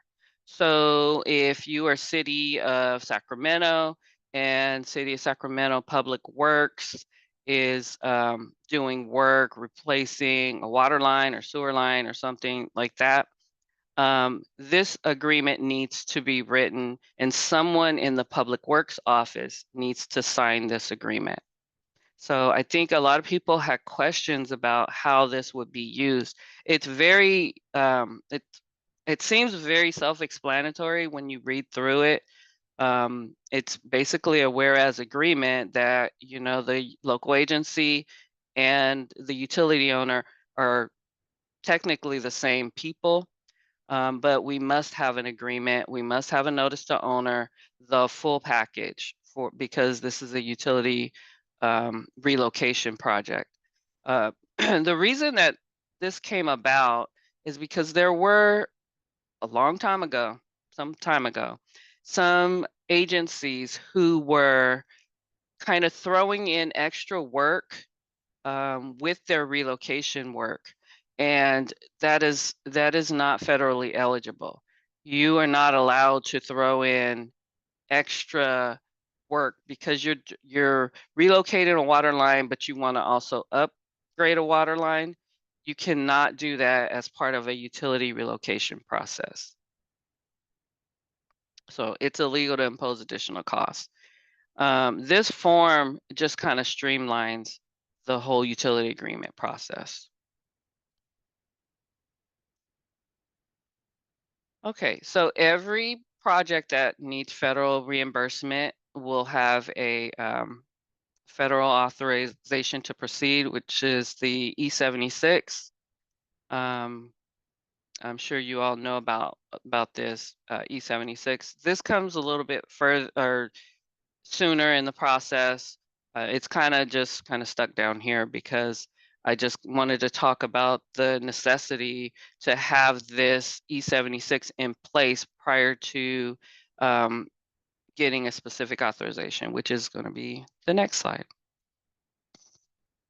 So if before the utility owner relocates any utility facilities, the specific authorization needs to be issued. So it's a form that is issued by Caltrans. Someone in Caltrans will sign it. Whenever the local agency is seeking federal reimbursement, the authorization is also necessary for approval of utility agreements, and it's on the same document. It must be signed by Caltrans it should be a senior right-of-way agent in Caltrans. Yes, I'll just say that. That's who should be signing it. No physical relocation work is allowed until this has been issued. And if the relocation is 100% the responsibility of the utility owner, it is not eligible for federal aid. Therefore, there's no specific authorization required. This is just what the specific authorization looks like. When you send in all your documents, we would ask that you fill out the top part of it and send it along with your utility agreement and all the other documents for review. Okay. Now we'll just talk just briefly about Buy America. As you all know, we've been doing Buy America in California for utility relocations for iron and steel since 2012. Well, in 2021, a new law was signed. It's called the Infrastructure Investment and Jobs Act of 2021. So what that did was added additional materials to Buy America. Buy America applies when whenever there's federal dollars on a project. If the utility relocation is 100% the owner's responsibility, then there's no Buy America compliance required. But the utility owner cannot waive reimbursement to avoid Buy America, and local agencies cannot use local funds to avoid Buy America. So keep those things in mind. At the end of the presentation, there are resources that you can go and read about Buy America and the new law. Some things that were added for Buy America, we already had iron and steel. The things that have been added are non-ferrous metals, plastics, polymer-based products, glass, lumber, fiber optic cable, optical fiber, engineered wood, and drywall. Also, manufactured products have been on a waiver. It's when two materials are mixed together, makes a manufactured products. The waiver is currently undergoing review and could be reversed any day now. So right now we're iron and steel, and we have to comply with those construction materials that are listed on the screen. Manufactured products could come back online anytime, so just keep that in mind. And okay, that's it.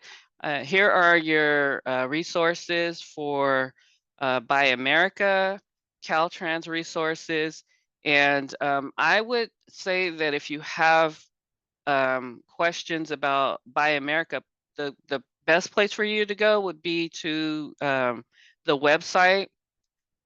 We will have additional clauses added to the LAPM and to the Caltrans right-of-way manual for the new products. So those will be coming online soon, and local assistants will send those out whenever we get them out. We are currently talking with the utility owners to make sure that they are able to comply with those, and trying to find the right language to put into the relocation utility agreements. And that's all I have for you. Thank you. Wonderful. Here's my contact information. Thanks. Thank you so much, Denise. And this was a popular presentation. We'll receive quite a few questions, so we will get through as many of these as we can in the next 20 minutes. And then as always, any we don't get to, I want to remind the audience, we will respond with a Q&A document. Denise, can you go over what is considered utility in a utility relocation and what is not? Okay, well, a utility is a utility that serves many customers, it's your mainline electrical or gas or water service. What is not considered a utility would be a service to your home. So if you have a meter out in front of your house and it only serves you, then that is not considered a utility for utility relocation purposes.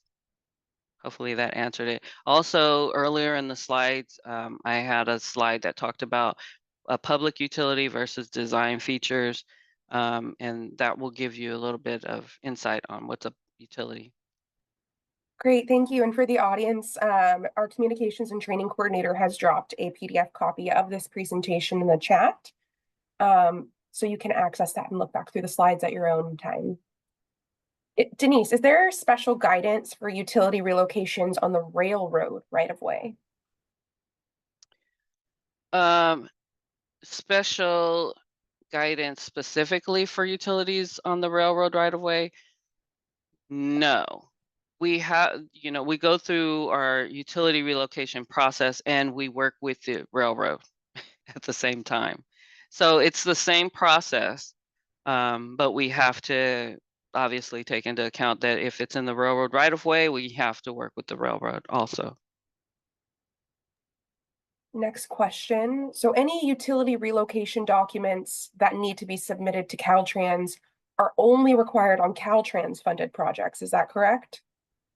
No, they are also required for any federal aid project. So if it is a federal oversight project where Caltrans is doing oversight, those documents need to come to Caltrans also. Great, thank you.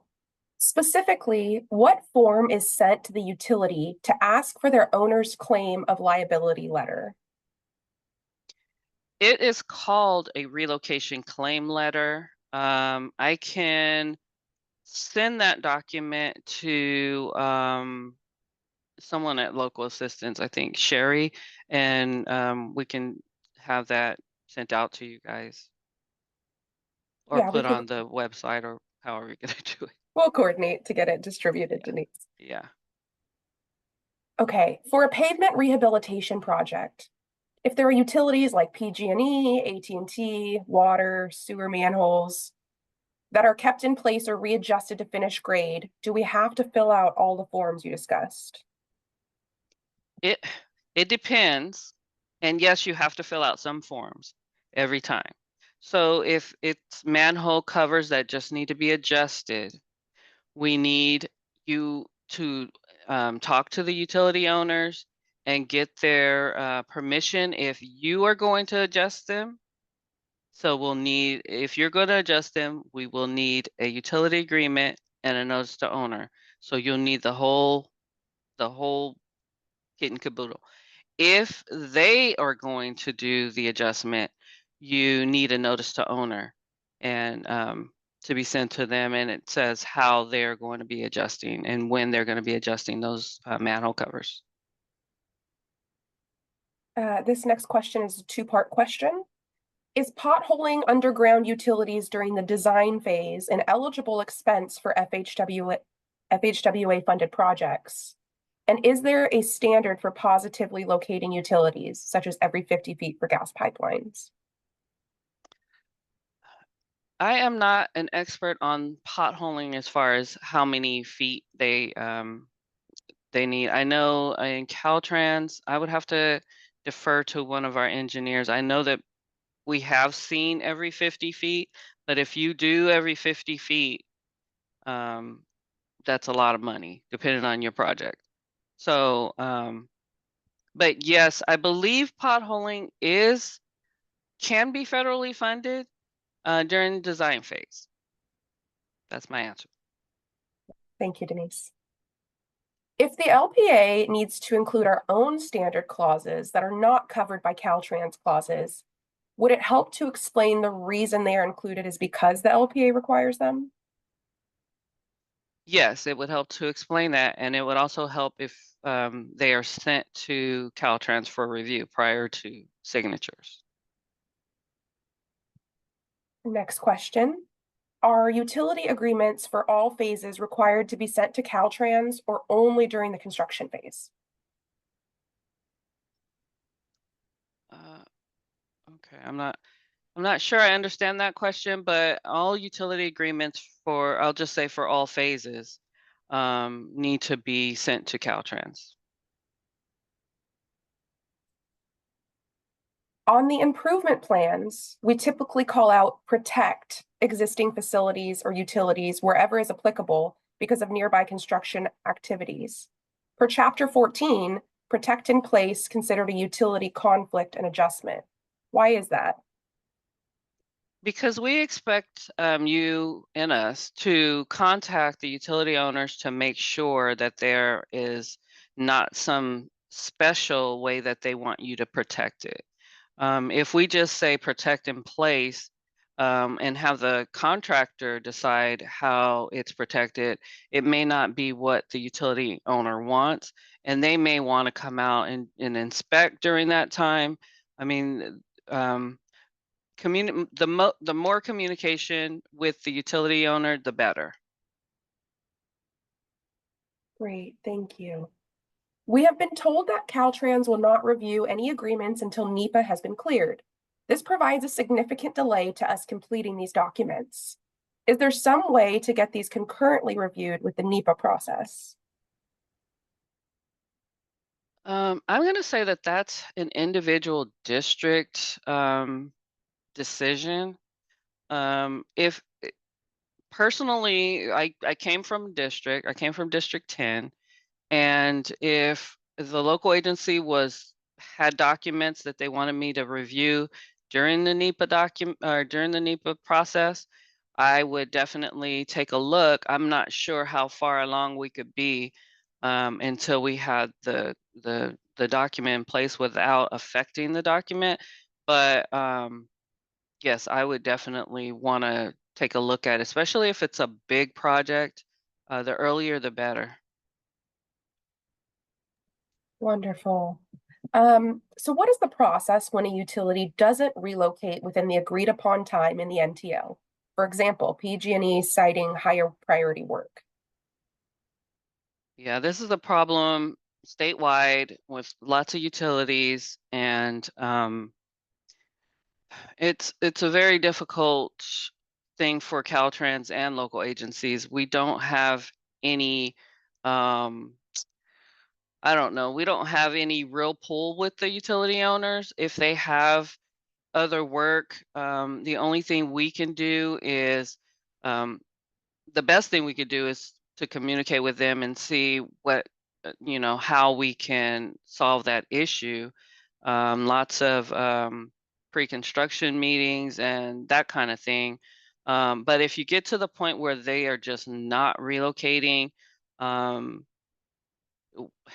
we have not done this, but I guess legal action could be that's probably your last resort. Now, I would not want to do that only because you have to work with these companies over and over again, so you don't want to strain that relationship. So it's a fine line.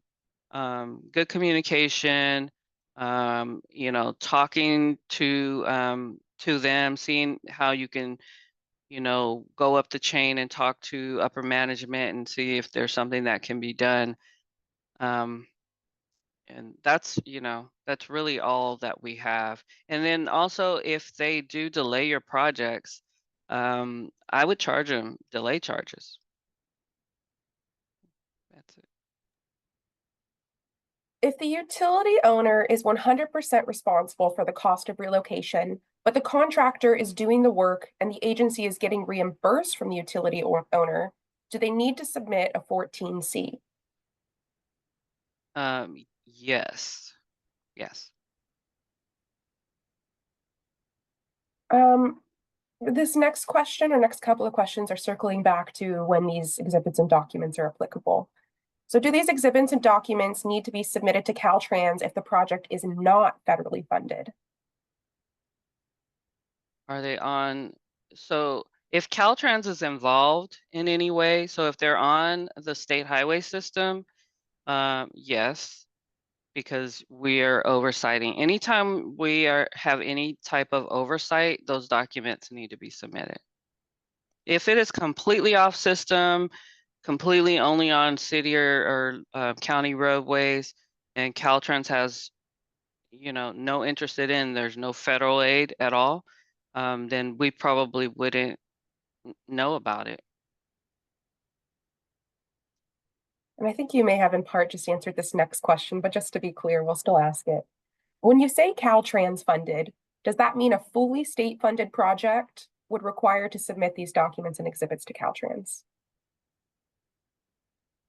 Any funding, Caltrans funding, state funding, and federal funding requires the documents to be reviewed by Caltrans, or if there's any Caltrans oversight or on the Caltrans highway system, yes. Is there any guidance or procedure to allow for joint negotiation with property owners for both roadway right-of-way and utility right-of-way, such as vegetation easements? I'm not an acquisition expert, so I would defer that to someone in acquisitions. We can get that answer back to them. Perfect. We can include that in our Q&A document. Is a local agency required to go through the whole utility process? Excuse me. Is the local agency required to go through the whole utility relocation process, such as NTO, ROI, etc., for manhole adjustments? And do you have examples of how to fill out those documents when it's only for manhole adjustments? We do, and I would, we have a class. So this is what I presented today is basically just a general overview. We have other classes or trainings that get more in depth where you can ask those types of questions. We have the federal aid series that will be presented in every district. You can definitely ask those types of questions there, but generally, yes, if the project is doing the relocation or adjustment for the utility owner, yes, you need the whole package. If the utility owner is doing their own adjustment, you only need to send out the notice to owner.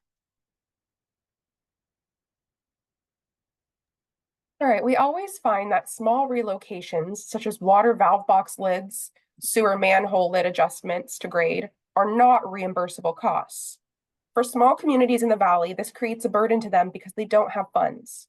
Is there a way to make these a reimbursable cost? I don't know. I don't know a way to make them reimbursable if they're not reimbursable. If the utility owner is responsible to pay for it, we cannot pay for it. And Denise, this might be a question for our guidance and oversight office. Just let me know if it is, and we'll coordinate with them to get it answered. When the LAPM is updated, can we use the requirements of the LAPM that were in place when we received authorization, or do we have to follow the revised guidelines? I think, well, so we have the same situation on the Caltrans manual side. And so anytime we update our manual, we expect that our agents will use the new guidance regardless of when the project started. So, or when the authorization started. So I'm assuming it's the same on the LAPM side. If additional utility relocation is needed after right-of-way certification due to unforeseen conditions encountered during construction, is there a separate process for local agencies to follow? And what is the proper way to document additional relocations with Caltrans? Well, God forbid you have that situation where you have discovered work after construction has started. But the process is basically the same. You need to contact the utility owner and go through the full process and document everything. And yes, please send all those documents to Caltrans so that we know what's going on. Right. If a local agency furnishes its own utility manhole covers and frames due to code requirement and to be used during the manhole grade adjustment, do these local furnished materials need to be Buy America compliant? I don't know. I would ask you to go to the FHWA Buy America website to look at that. Great, thank you. And then the last question for you, Denise, is in the NTO LAPM 14D form, how do we determine the number to enter in the upper right corner? Well, I don't have it in front of me. I don't know. I don't know what number. What does it say on it? Let's see. Yeah, perhaps we can get some clarification on that question. So it's an anonymous submitter, but if you could provide some more clarity in the Q&A for what component you're looking for, then we can circle back in and respond to you in the Q&A document. Okay, so I put the notice to owner back up, and here's the number that they're asking about. This would be the utility number that I talked about, which is an individual number for each utility owner. So if you want to number this 1234.1, and then say this is AT&T, if you have PG&E, it'll be 1234.2. So it's just a unique number for every utility owner, and this would be your file number.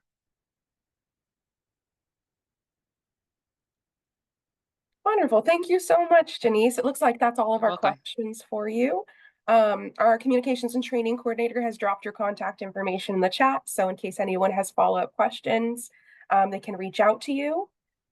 With that, I think we're ready to move on to our next presentation, but I just wanted to give everyone a quick reminder that if you have any topics you would like to hear at our February 2025 Local Assistance Day, to please take this opportunity to drop them in the Q&A field. Our next presenter, we have Danielle Elledge to talk to us today about the DLA and Water Board's upcoming webinar on water quality certifications and waste discharge requirements. Danielle, whenever you're ready, please feel free to share screen and take it away.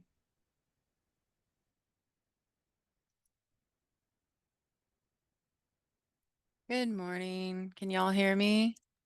We can hear you. All right. And is my screen shared? Can y'all see that?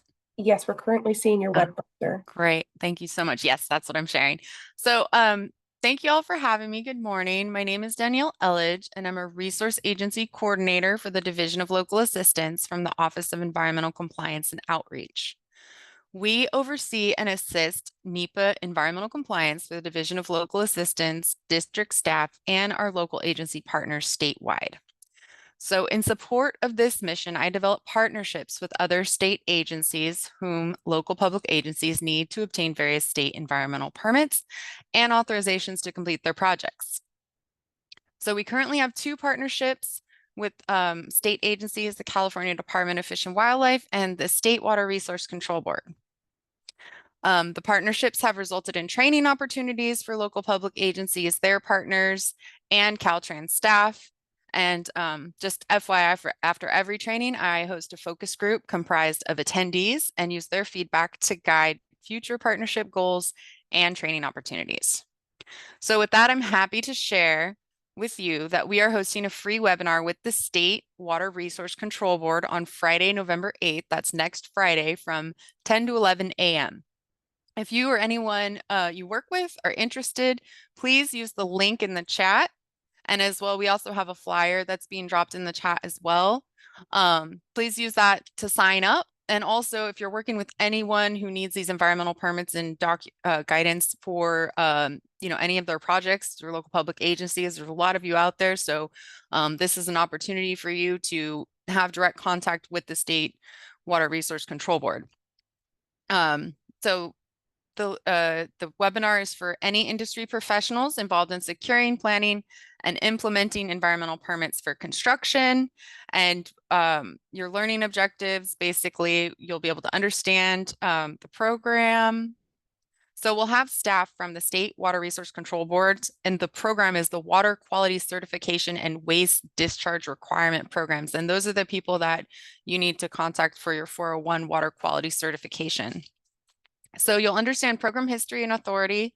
You'll know basic types of water board permits, and you'll be able to obtain general guidance for application submittals. And one of the things that I like to tout the most is at these webinars, there's an opportunity for QA. So we'll have some time where you guys can directly ask these questions to the water board, which is really beneficial for you all. We like to connect those dots and try to give access to some of these resource agencies that may be a little more difficult for you all to get through. And since we're, Caltrans, we don't have the authority or any kind of influence over any of your state permits, so we can't help you as much. So we try to kind of connect you here with these partnerships. So please feel free to use these webinars and basically send it to anyone that you may think may need it. So and then with that, let's take a look at the public website for the Division of Local Assistance, Office of Environmental Compliance and Outreach. Can you all see this website? Yes, we can see. Thank you. And I'm just going to run over it real quick. It's nothing too crazy. So these are the resources that we have for you for the Division of Local Assistance, environmental. There's forms. These are where you can access all the forms. And then, like I said, we do trainings. So all the on-demand trainings will be recorded here. So you can come and check them out whenever you want to. And then all the partnership trainings that I'm talking about are under other trainings. So the last training we did with the Department of Fish and Wildlife, we did on wildlife connectivity and the endangered species consistency determinations, which is also a big issue. So if you're interested in that, you can feel free to come here and click on that link and you'll be directed right to that webinar, which is recorded. All the webinars are recorded and they're here. And then of course, my contact information is right here, Danielle Elledge. Please feel free to reach out to me if you have any questions or anything else comes to mind. And with that, I made it short and sweet, and I can take some questions if there are any.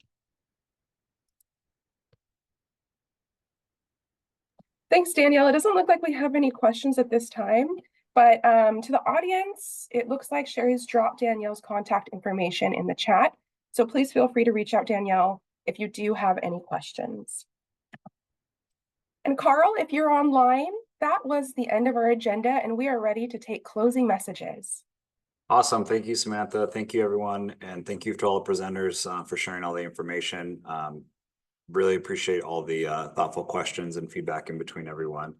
No real further comments other than, saying thank you to everyone and just appreciate your continued participation in these training series provided by Local Assistance.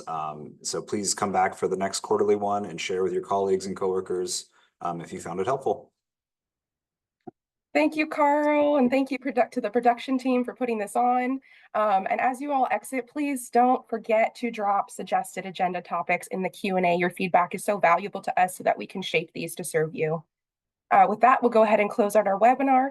Presenters and any crew that were involved in planning today's meeting, please go ahead and stick around. And to everyone else, we look forward to seeing you at our February 2025 Local Assistance Day quarterly webinar.